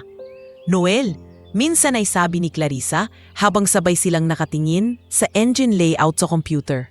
Maganda itong suggestion mo sa fuel ratio. Hindi siya drastic. Pero kung tama ang computation mo, pwedeng makaipid ang makina ng 5% sa fuel consumption. I-check ko to kay Miss Vergara. Talaga po, tanong ni Noel, hindi makapaniwala. Hindi ako nagpapatawa sa R&D, sagot ni Clarissa. Kapag maganda ang idea, saan man galing, kinikilala. Sa gabi naman, makikita si Noel sa classroom ng night school. Nakaupo sa pinakaharap, puno ng oil stain ang daliri pero malinis ang notebook. Sa tabi niya, nakaupo si Joyce, minsan kapag inaabangan siya, nagbabasa ng sariling reviewer. Kuya, ang lalim na ng math nyo, komento nito minsan habang nakasulyap sa board. Ang dami ng X at Y, parang buhay natin noon. Dati, puro problema lang, natatawang sagot ni Noel. Ngayon may solusyon ng kasama. Sa bahay, unti-unti nilang nabayaran ang utang sa sari-sari store, nabili ang ilang bagong gamit at higit sa lahat, nakakapagpatingin na si Aling Lina sa doktor sa pribadong klinika paminsan-minsan. Huwag kang masyadong napapagod anak, paalala nito minsan, habang pinapahiran ng langis ang balikat ni Noel. Baka naman sobra na. Konting tiis na lang, Nay, sagot niya, nakangiti pero kita ang pagod. Kapag natapos ko to, hindi na natin kailangang mag-alala sa renta, sa gamot. Yon ang pangarap ko. Isang hapon, bumisita si Cassie sa plant.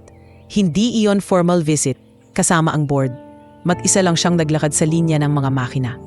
May kasamang 2 staff. Hinanap niya si Clarissa at Noel. Nandiyan po sila sa test bay, sabi ng isang teknisyan. Pagdating niya doon, nadatnan niyang nakayuko si Noel sa isang engine prototype. May hawak na clipboard, habang may tinutukoy kay Clarissa. Tahimik lang siya sa gilid. Pinanood muna ang dalawa. Kung ililipat po natin ng kaunti ang angle dito, paliwanag ni Noel. Tinuturo ang isang bahagi. Baka mas maging smooth, yung takbo, kahit low RPM. Parang mas swabe sa traffic. Interesting, sagot ni Clarissa. Ilagay mo yan sa formal proposal, Noel. Gusto kong makita ang computation. Saka lang napansin ni Clarissa si Cassie sa likod. Ma'am, bati niya, nandito po pala kayo. Napalimon si Noel. Parang nanikit ulit ang dibdib niya. Pero iba na ang tingin ngayon ni Cassie. Hindi na CEO lang at empleyado, kundi isang taong may tiwala sa isa pang taong pilit umaahon. Kamusta ang trainee natin? Tanong ni Cassie. Lumapit sa makina. Masipag, sagot ni Clarissa. Mabilis matuto. Hindi takot magtanong, hindi rin takot magkamali at tumanggap ng koreksyon. Kadalasan ganyan ang kulang sa ilang batang engineer. Napatingin si Cassie kay Noel. Good, aniya. Ipagpatuloy mo yan. Hindi madaling pagsabayin ang trabaho at pag-aral, pero kapag kinaya mo, hindi lang makina ang maayos mo sa buhay mo. Bahagyang napangiti si Noel. Ginagawa ko po to, hindi lang para sa sarili ko, ma'am. Para rin po sa kumpanyang nagtiwala sa isang janitor. Hindi alam ni Cassie kung bakit may kung anong kumalabit sa puso niya sa salitang iyon. Naalala niya ang sarili, ang batang anak ni Don Federico na pinagdudahan ng board. Sa loob ng ilang segundo, nakita niya ang kaunting refleksyon ng sarili niya kay Noel. Parehong minamaliit, parehong kailangan magpatunay ng doble. Alam mo, Noel, marahang wika ni Cassie. Minsan, ang mga taong inaakalang panglinis lang, sila ang kayang maglinis ng problema ng kumpanyang hindi nakikita ng mga nakaupo sa itaas. Hindi na niya napansin, sa di kalayuan, si Paulo ay tahimik na nakatingin, mahigpit ang hawak sa tablet. Habang tumitibay ang posisyon ni Noel sa engineering team, mas lalo namang kumukulo ang inggit sa dibdib niya at sa likod ng mga plano ni Cassie para iangat ang janitor na mekaniko. Unti-unti na ring nabubuo sa isip ni Paulo ang baluktot na plano kung paano ito ibabagsak. Simula ng araw na iyon sa test bay, parang mas bumigat ang tingin ni Paulo sa bawat hakbang ni Noel. Sa tuwing maririnig niya ang tawanan ni na Clarissa at Noel habang nag-uusap tungkol sa mga adjustment sa makina. Kumikiskis sa pride niya ang ingay na iyon na para bang paalala na may bagong paborito ang R&D. Isang hapon, tinawag ni Engineer Raymond ang buong core team sa conference room ng plant. Nandoon sina Clarissa, Paulo, ilang senior engineers at sa ikinagulat ni Noel, siya mismo. May ipapagawa akong malaking proyekto, panimula ni Engine Raymond. Gusto ni Miss Vergara ng bagong flagship engine. Eco-friendly, mas matipid sa gasolina, pero hindi tatalikod sa lakas. Kailangan nating may maipresenta sa board at sa potential foreign investors within the year. Napatingin si Noel kay Clarissa, halatang kinikiling sa kaba at tuwa. Ito ang magiging Project Aurora, dagdag ni Clarissa. Tinapik ang folder sa harap. Paulo, ikaw ang primary design engineer. Noel, ikaw ang magiging isa sa lead assistants ko sa testing at fine-tuning. Gusto kong makita kung kayang pagsamahin ng team natin ang theory at instinct.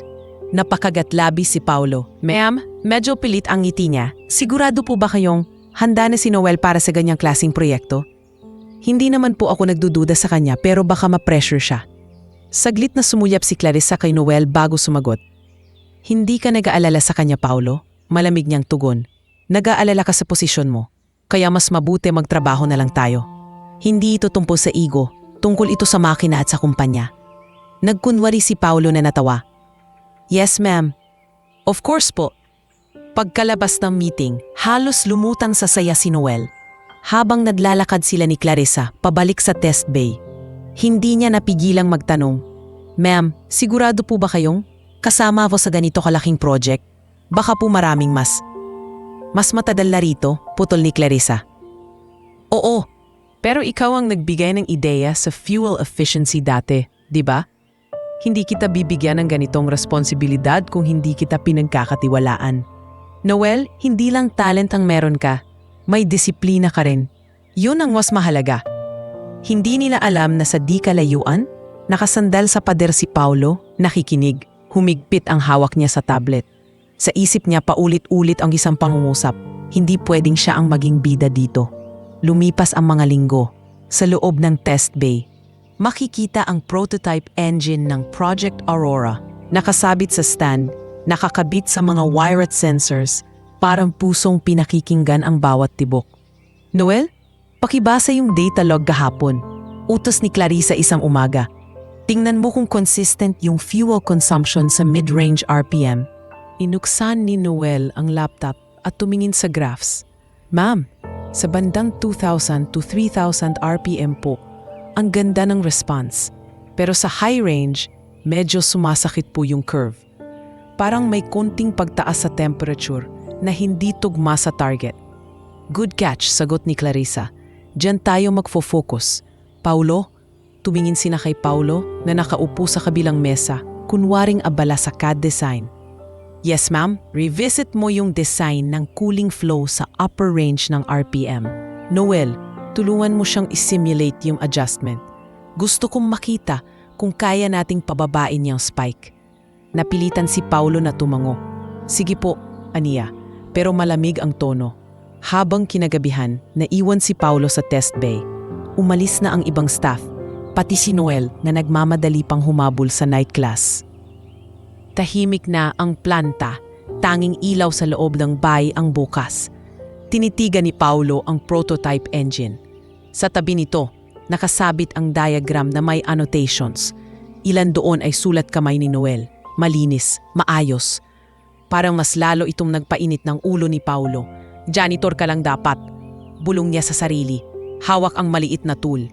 Hindi ikaw ang dapat nakakatanggap ng papuri ni ma'am. Lumapit siya sa engine. Maingat, ngunit sinadya. Binago niya ang setting ng isang component sa injection system. Hindi sobra para tuluyang masira, pero sapat para magdulot ng overheat kapag full load sa testing. Sinilip niya ang sensor connections at bahagyang inalog ang isang wiring. Pagkatapos ay ibinalik sa ayos ang lahat na parang walang nangyari. Kapag pumalya ito at nakalag na pangalan mo sa test sheet, pulong niya. Baka ma-realize ng lahat na hindi ka pa handa. Lumabas siya ng test bay na parang walang nangyari. Dumating ang araw ng malaking testing ng Project Aurora. Naroon si Engine Raymond, Clarissa, Paulo at Noel. Maging si Cassie ay nagpunta kasama ang ilang representative mula sa finance at HR. Nasa viewing area sila, tanaw ang engine sa glass window. Today, sabi ni Clarissa, itetest natin ang full load capacity ng Aurora engine. Kung maganda ang resulta, may ipapadala na tayong preliminary report kay Miss Vergara para maipitch niya sa board. Tumingin si Cassie kay Noel na nakatayo sa tabi ni Clarissa. Bit-bit ang clipboard. Ready ka? Tanong niya. Medyo kinakabahan po, ma'am. Tapat na sagot ni Noel. Pero ginawa po namin ang lahat para maging stable yung setup. Good, sagot ni Cassie. Kailangan natin ng mga taong katuwang sa laban na to. Sinimula ng testing. Umandar ang makina ng maayos sa low at mid-range. Naka-display sa monitor ang RPM, temperature, fuel consumption. Maganda ang takbo sa mid-range. Komento ni Engine Raymond. Consistent. Prepare for high load. Utos ni Clarissa. Noel, log mo lahat. Tinaasan ang RPM. Sa unang segundo, maayos pa. Ngunit ilang sandali lang, biglang tumaas ng matindi ang reading ng temperature. May kumislap na warning sa monitor. Uy teka, bakit ang bilis ng akyat? Gulat ni Noel. Ma'am, hindi normal to. Kasunod niyon, may kumalabog na tunog sa engine. Umusok ng bahagya ang isang bahagi at agad pinatay ni Clarissa ang makina. Shut it down, now! Sigaw niya. Napalayo sila sa glass window. Tahimik ang lahat, tanging mahinang pag-alarm ng system ang maririnig. Anong nangyari? Malamig na tanong ni Engineer Raymond. Sino ang huling nag-setup niyan? Napalingon si Paulo sa log sheet sa mesa. Nandoon malinaw na nakasulat. Last adjustments before test. Noel Manalili under supervision of Engineer Clarissa Ong. Kinabahan si Noel. Sir, ma'am, sinunod ko po yung huling instruction ni Ma'am Clarissa. Wala po akong binago na hindi nakalag. Seryoso ka? Singit ni Paulo. Tila nagulat pero halatang naghahabi na ng salita. Noel, ikaw ang huling humawak sa engine kagabi bago kami umalis, di ba? Baka may na-overlook ka. Baka, mali ang pagkakabit mo sa isang bahagi. Nag-angat ng tingin si Noel, parang binuhusan ng malamig na tubig. Sir, hindi po. Umalis po ako on time kagabi. Hindi po ako nagstay ng mag-isa. Tumikhim si Engineer Raymond. Clarissa, kailangan nating mag-imbestiga.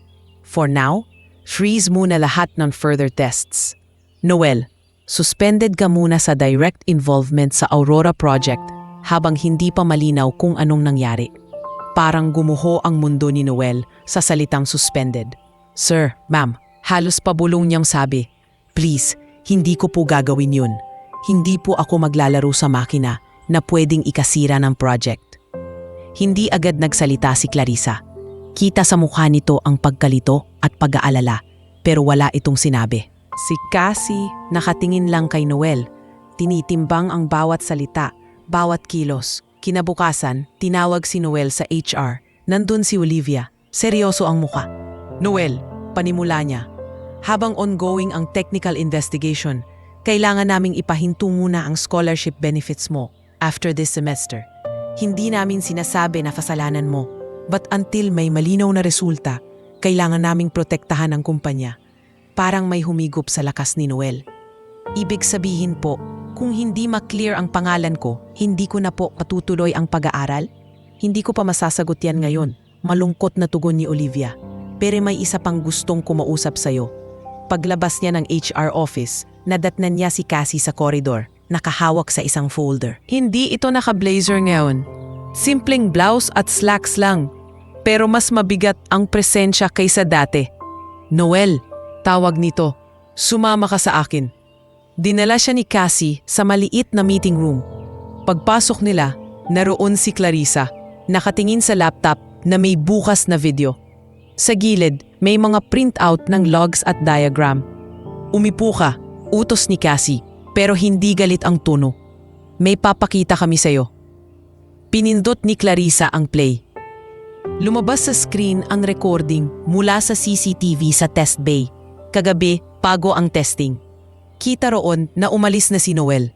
Dala ang bag, sumanyas pa kay guard. Pagkaraan ng ilang minuto, pumasok si Paulo, mag-isa. Lumapit ito sa engine at malinaw sa video kung paano nito binuksan ang ilang bahagi at may tiningnan sa panel. Tumigil ang video. Tahimik ang silid. Huwag kang mag-alala, basag ni Cassie sa katahimikan, nakatingin kay Noel. Hindi ako basta naniniwala sa chismis. Dito tayo sa ebidensya. Napahawak si Noel sa noo. Hindi alam kung iiyak ba o mapapaupo na lang ng tuluyan. Ma'am, so hindi po ako. Hindi ikaw ang may sala, putol ni Clarissa mariin ang boses. Kanina pa namin tinitingnan to at kanina pa rin akong nanggigigil sa ginawa ni Paulo. Tumayo si Cassie, hawak ang folder. Noel, ibabalik natin ang scholarship mo. Mas malala pa nga ang gagawin ko. Tiningnan siya ni Noel, gulo ang isip. Ma'am, ngumiti si Cassie, pero malamig ang apoy sa mga mata. May meeting tayo mamaya sa harap ng engineering team. At doon ipapakita ko sa lahat kung sino ang tunay na sumisira sa kumpanya at kung sino ang karapat-dapat na pagkatiwalaan. Sa unang pagkakataon mula nang pumutok ang insidente, napahinga ng malalim si Noel. Hindi pa tapos ang laban pero ngayon alam niyang may kakampi siya sa pinakatuktok ng gusali. Isang babaeng CEO na hindi natatakot kumontra sa maling sistema. Kahit pagaling sa sariling tauhan. At sa mismong sandaling iyon, may kakaibang init na gumapang sa puso niya para kay Cassie. Hindi lang paghanga, kundi isang damdaming matagal na niyang pilit itinatanggi sa sarili. Hapon na nang ipatawag ni Cassie ang buong engineering team sa maliit pero maaliwalas na function room sa ikalawang palapag ng planta. May puting kurtinang nakatakip sa bintana, malamig ang aircon at sa gitna ay may projector na nakatutok sa puting screen. Isa-isang nagsidatingan ang mga engineer, technicians at ilang trainees.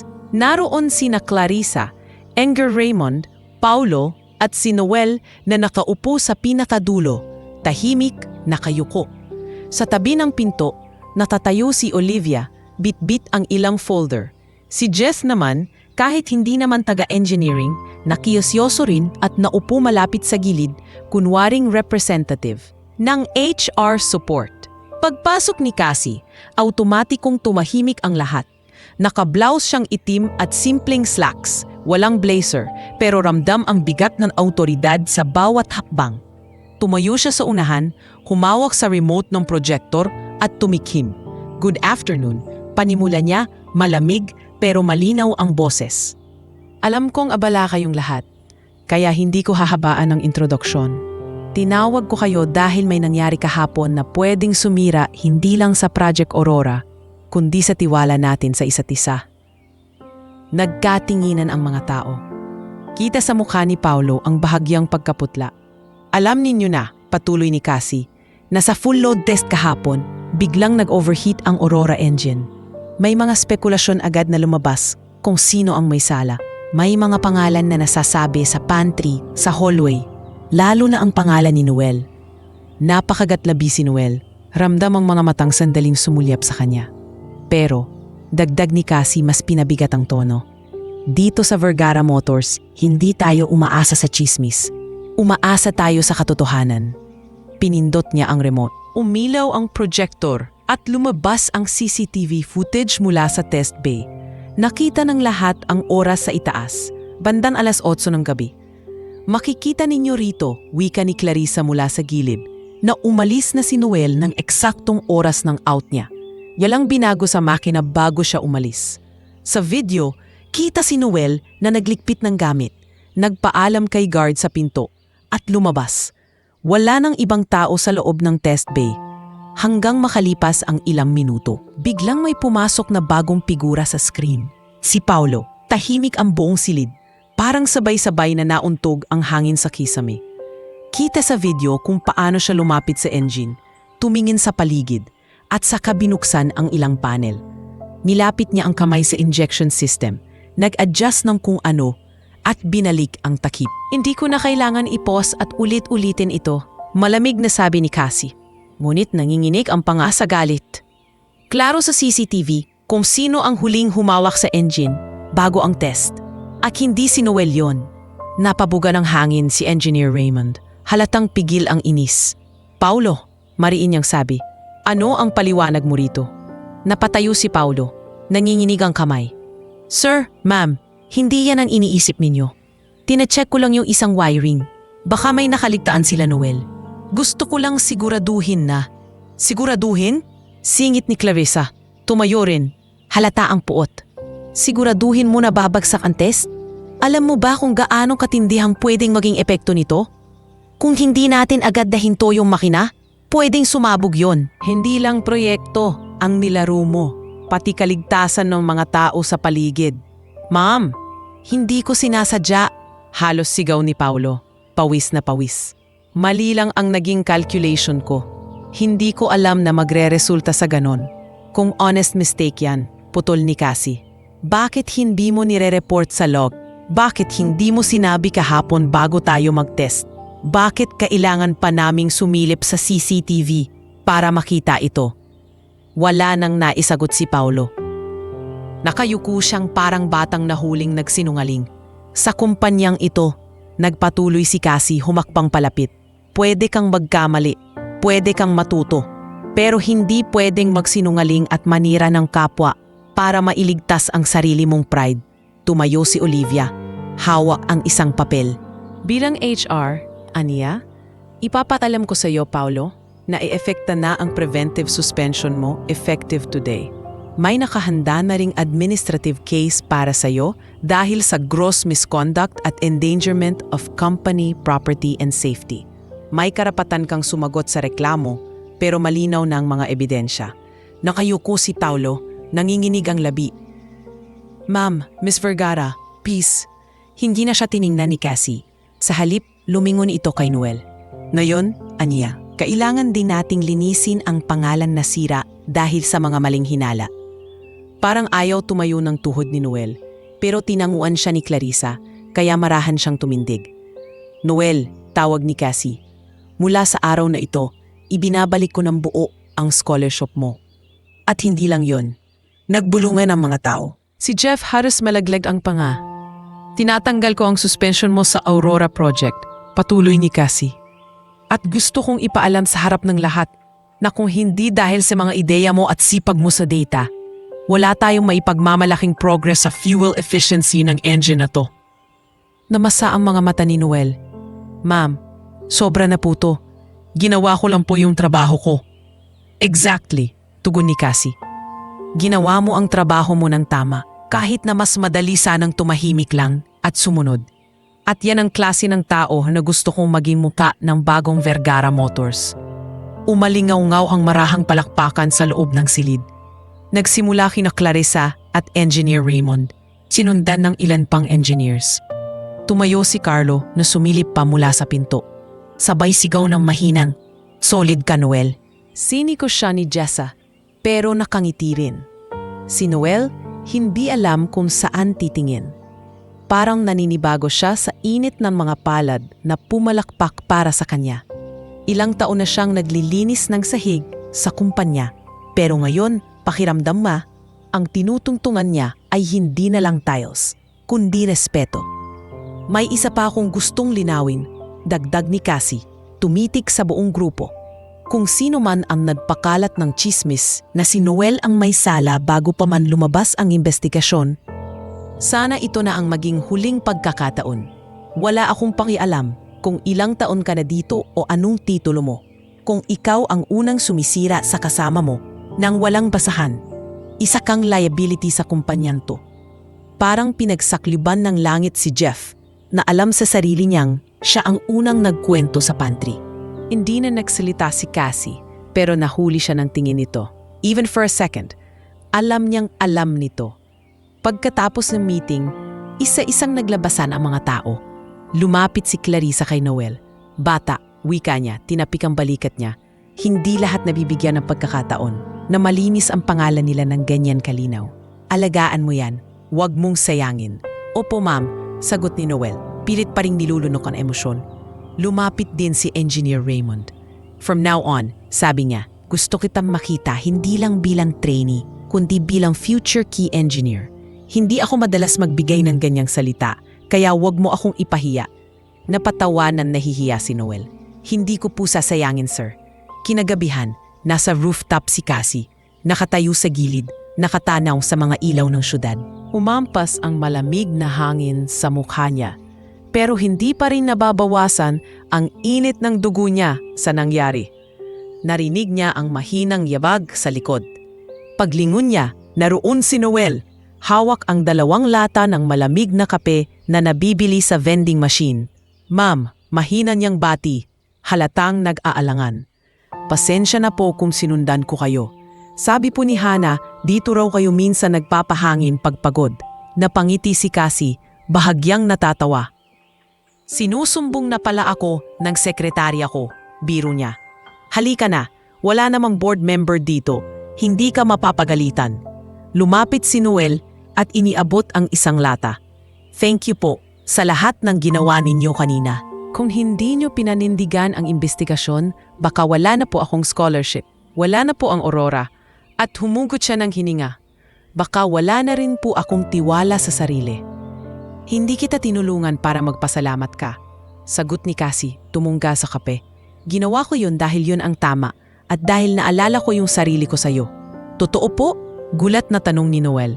Tinanong din ako ng board noon kung kaya ko bang pamunuan ang kumpanya. Sagot ni Cassie, nakatanaw sa malayo. Bata, babae, emosyonal, lahat na yata ng label, ibinato na sa akin. Kung hindi siguro ako nanindigan, baka matagal na akong pinaalis sa pwesto na ito.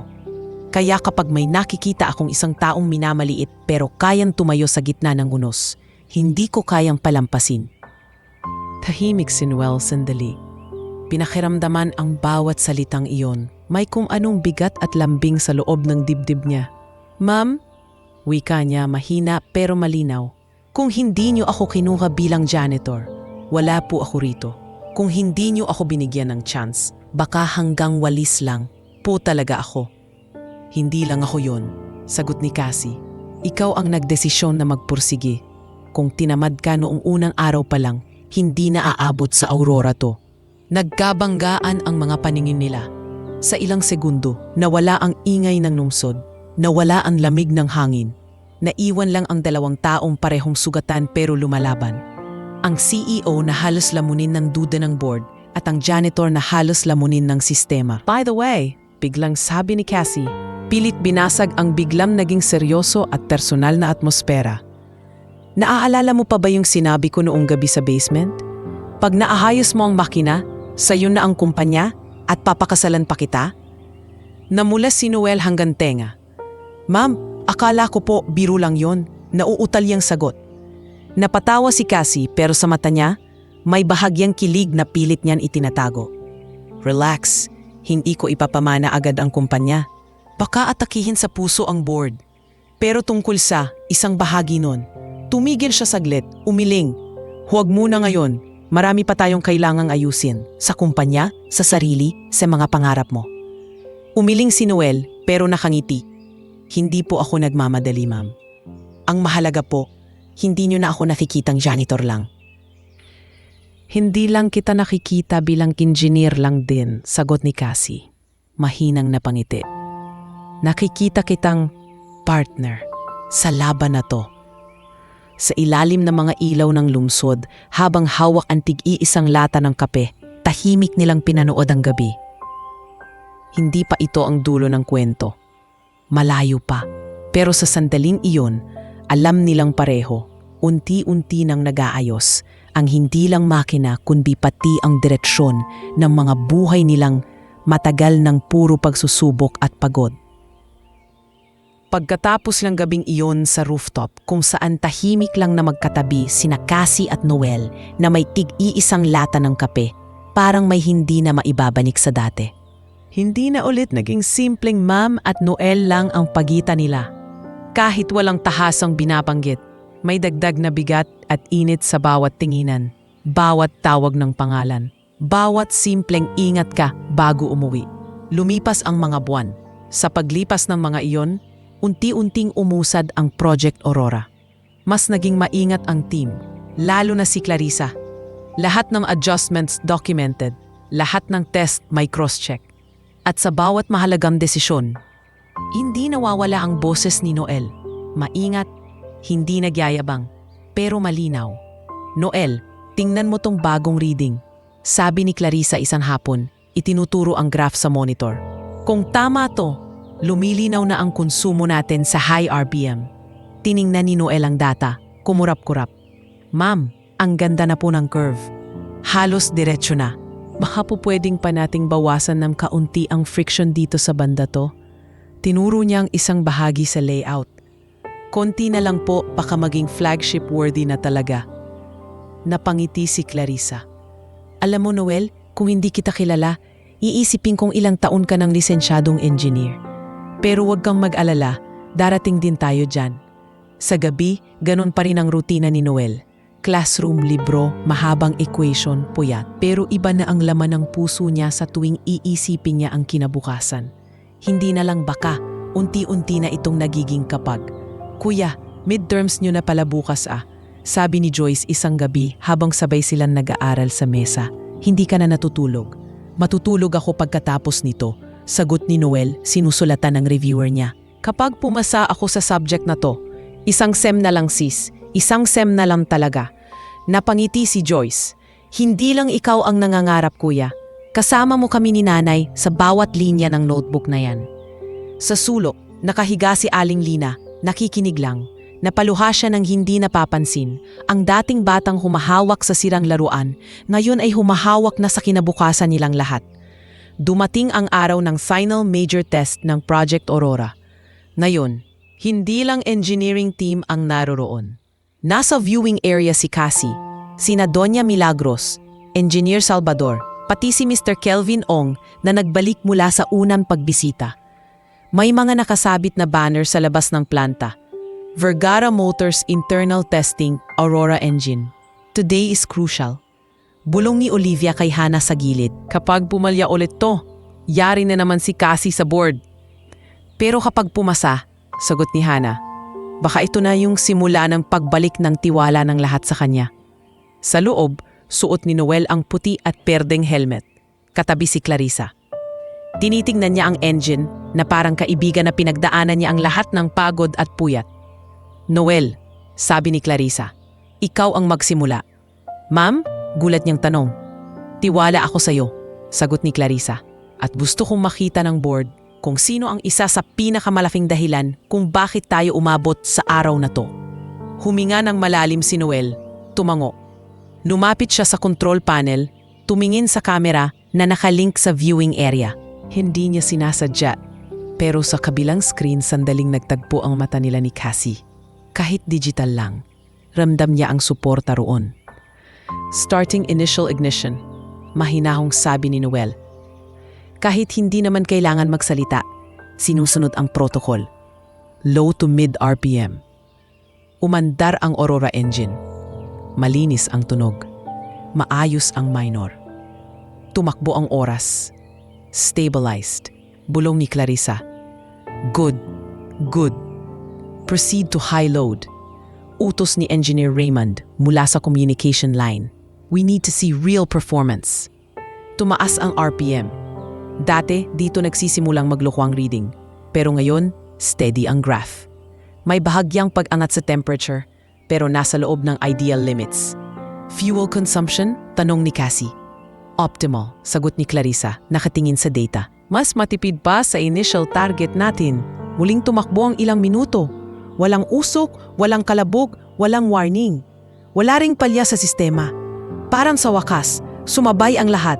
Ang disenyo, ang data, ang instinct, ang dugo at pawis na isinuong ng buong team. Sa loob ng viewing area, tumayo si Engineer Salvador. Hindi makapaniwalang nakangiti. I have to say, Cassandra, this is impressive. This is your father's dream kind of engine. Tahimik na napangiti si Cassie. Nakatingin pa rin sa monitor kung saan kita ang Aurora engine na umiinog ng payapa. This is not just my father's dream, sagot niya. Dream ito ng buong team. I just gave them the chance. Miss Vergara, singit ni Mr. Ong, nakahalokip-kip. If this data holds up sa independent verification, I think our group will be very interested in a partnership. Aurora could be a game changer in the region. Sumingit si Doña Milagros na yon ay hindi nakasingtapan ang tono. Mukhang tamas ang pagpipilit mo, Cassandra. Aniya, hindi pala lahat ng bata ay puro yabang lang. Lumingon si Cassie sa kanya, marahang ngumiti. Salamat po, Donya, pero hindi ako nag-iisa. Kung wala sila, pumingin siya sa screen kung saan kita si Noel na abala sa paglog. Wala rin ako rito. Pagkatapos ng test, nagkaroon ng maliit na selebrasyon sa loob ng kantin.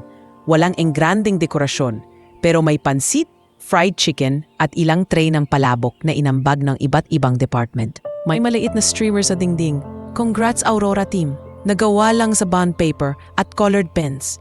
Para tayong graduasyon, biro ni Carlo habang nakapila sa pagkain. Pero mas masarap tong handa kaysa sa Jollibee noon. May budget kasi ngayon, sagot ni Jessa. Thank you Aurora. Thank you Noel sa may turo sa kanya. Napailing si Noel, natatawa. Hindi lang ako to, lahat tayo nandito. Lumapit si Jeff, medyo nahihiya.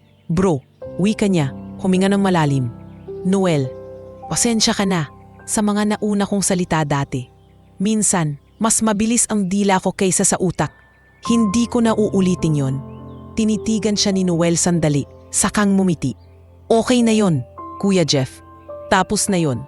Basta, wag mo na lang gawin sa iba.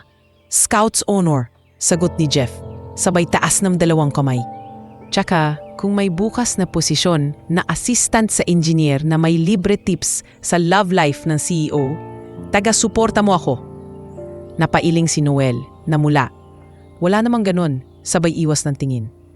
Sa hindi kalayuan, dumating si Cassie kasama sina Olivia at Engineer Raymond. Tumahimik ang ilang mesa, parang biglang nag-general assembly. Relax, sabi ni Cassie, natatawa. Hindi ito board meeting, celebration to. Kumain kayo. Lumapit siya sa mesa ni na Clarissa at Noel. Clarissa, thank you. Wika niya. You kept this team intact kahit ang daming nangyaring gulo. Trabaho lang, sagot ni Clarissa, pero halatang proud. At sa totoo lang ma'am, kung wala si Noel, baka hanggang ngayon nag-away pa kami ng dita at makina. Tumingin si Cassie kay Noel. Noel, mahinahon niyang sabi, on behalf of Vergara Motors, thank you. Hindi lang sa Aurora, kundi sa tapang mong harapin ang vlogs, chismis, at pagdududa. Hindi madaling manatili kapag mas madali sanang umalis na lang. Minsan po, sagot ni Noel, halos mapatingin sa sahig, inisip ko rin na sumuko. Pero naalala ko si nanay, si Joyce, at yung gabing pinakiusapan niyo akong huwag ikahiya kung saan ako galing. Yun po ang kapit ko. Saglit na natahimik si Cassie, parang kinurot ang puso sa sinabi niya. By the way, dagdag niya kunwari kaswal lang. May isa pa akong balita para sa'yo. Napatingin si Noel, pati na si Clarissa. Noel, wika ni Cassie, medyo mas malakas ang boses para marinig ng iba. Nakausap ko na ang school mo kagabi. Ikaw ang magiging recipient ng full company scholarship hanggang matapos ka. Kahit lumampas pa sa original na agreement natin. Hindi lang tuition, pati review center kapag board exam na. Company-sponsored ka na officially. Umalingaw-ngaw ang hiyawan at palakpakan.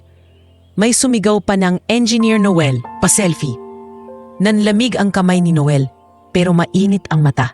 Ma'am, Hindi ko alam kung paano. Hindi mo kailangang suklian ako, putol ni Cassie. Suklian mo ang tiwala ng kumpanya. Tsaka, bahagya siyang ngumiti. Suklian mo yung pangako mo sa sarili mo. Lumipas pa ang 1 taon. Sa wakas, dumating ang araw na hawak na ni Noel ang diploma niya sa mechanical engineering. Sa graduasyon, nagsisigaw si Joyce sa bleachers, hawak ang maliit na karton na may nakasulat, "Congrats Kuya Noel, engineer ng pamilya." Habang si Aling Lina naman ay umiiyak lang sa sulok, hindi na alam kung ilang ama namin ang naipagdasal. Pag-akyat niya sa stage, saglit na nagtama ang tingin nila ni Cassie na dumating kasama si Olivia bilang kinatawan ng industry partners. Ngumiti ito, maiksi pero punong-puno. Pagkatapos ng program, naghihintay si Cassie sa labas. Nakatayo sa lilim ng puno. Nakasabit sa lieg ni Noel ang graduation medal niya, tangan ang diploma. "Congratulations, Engineer Noel Manalili," bungad ni Cassie, bahagyang nagbo na parang nagbibiro. "Ma'am," natatawang naiiyak na sagot niya. "Kung hindi niyo po ako pinanghawakan baka hindi ko narating to." "Tama ka," sagot ni Cassie. Pero may lambing sa boses. Pero mas tama kung sasabihin mong, "Kung hindi ka lumaban, baka wala na rin akong pinanghawakan." Sandaling katahimikan. Huminga siya ng malalim. "Noel," mahinahon niyan sabi, "naalala mo pa ba yung hamon ko noon? Pag naayos mo ang makina ko, sa'yo na ang kumpanya at papakasalan pa kita?" Namula ulit si Noel. Parang bumalik lahat ng taon sa basement parking. "Ma'am, ilang beses ko pong inisip yun. Pero alam ko namang biro. Biro ang paraan ng pagkakasabi," putol niya. Nakangiting may halong hiya. "Pero hindi ibig sabihing biro rin ang halaga mo sa buhay ko at sa kumpanya." Hindi agad nakasagot si Noel. Ramdam niya ang tibok ng puso niyang parang makinaring matagal nang nire-repair. "Hindi ko maipapamana sa'yo ang kumpanya," diretsyong sabi ni Cassie. "Dahil hindi naman iyon binigay sa akin para basta ipasa lang sa kung sino. Pinaghirapan ko rin to. Pero handa akong ibahagi tong mundo na ito sa'yo bilang kasama sa trabaho." At bahagya siyang napatingala. Pilit hinahanap ang tamang salita. "Bilang taong pinagkakatiwalaan ko, hindi lang sa makina, kundi pati sa puso ko." Parang naubusan ng hangin si Noel. Tumawa siya, pero nangingilid ang luha. "Ma'am, Cassie, wala akong hinihingi na sagot na yon," dagdag niya, sabay hawak sa diploma niya sandali. "Pero kung balang araw, matapos mong makuha ang lisensya, matapos mong tuparin ang pangarap mo para sa pamilya mo, at kung sa puso mo, nandito pa rin ako." Tumitig siya sa mga mata niya. "Hindi ko na yan tatawaging biro." Sa gitna ng ingay ng mga nagtatawa ng pamilya at nagtataasa ng diploma sa paligid, para bang sila lang ang nag-uusap. Tumango si Noel. Hawak ang diploma. Mahigpit. "Hindi ko po alam kung anong mangyayari sa mga susunod na taon." Marahan niyang sagot. "Pero sigurado po ako sa isang bagay. Kahit saan po ako makarating, hindi ko kakalimutan na ang unang makina na inayos ko, hindi lang yung kotse niyo, ma'am, kundi yung sira kong pananaw sa sarili ko." Ngumiti si Cassie. May luha na ring pinunasan ng palihim. "At mula ngayon," wika niya, "hindi ka na yung janitor na napadaan lang. Isa ka ng engineer ng Vergara Motors. Partner ko sa laban para buhayin at palaguin ang kumpanya." Sa likod nila, napadaan si Clarissa. Sumigaw ng, "Uy, kayo na ba? O Aurora lang talagang pinag-uusapan niyo dyan?" Sabay tawa. Sumunod si Joyce at Aling Lina, kumakaway. Nagkatinginan si Noel at Cassie, sabay natawa. Walang malinaw na sagot. Walang engrandeng proposal. Pero sa pagitang ng halakhak, titig at katahimikan, malinaw ang isang bagay. Tapos na ang yugto ng pagdududa at pagyuko. Nagsisimula na ang bagong kabanata, kung saan ang dating janitor at ang dating pagod na CEO ay magkasama magmamaneho ng kumpanya, ng mga pangarap at marahil sa tamang oras ng sarili nilang pag-ibig.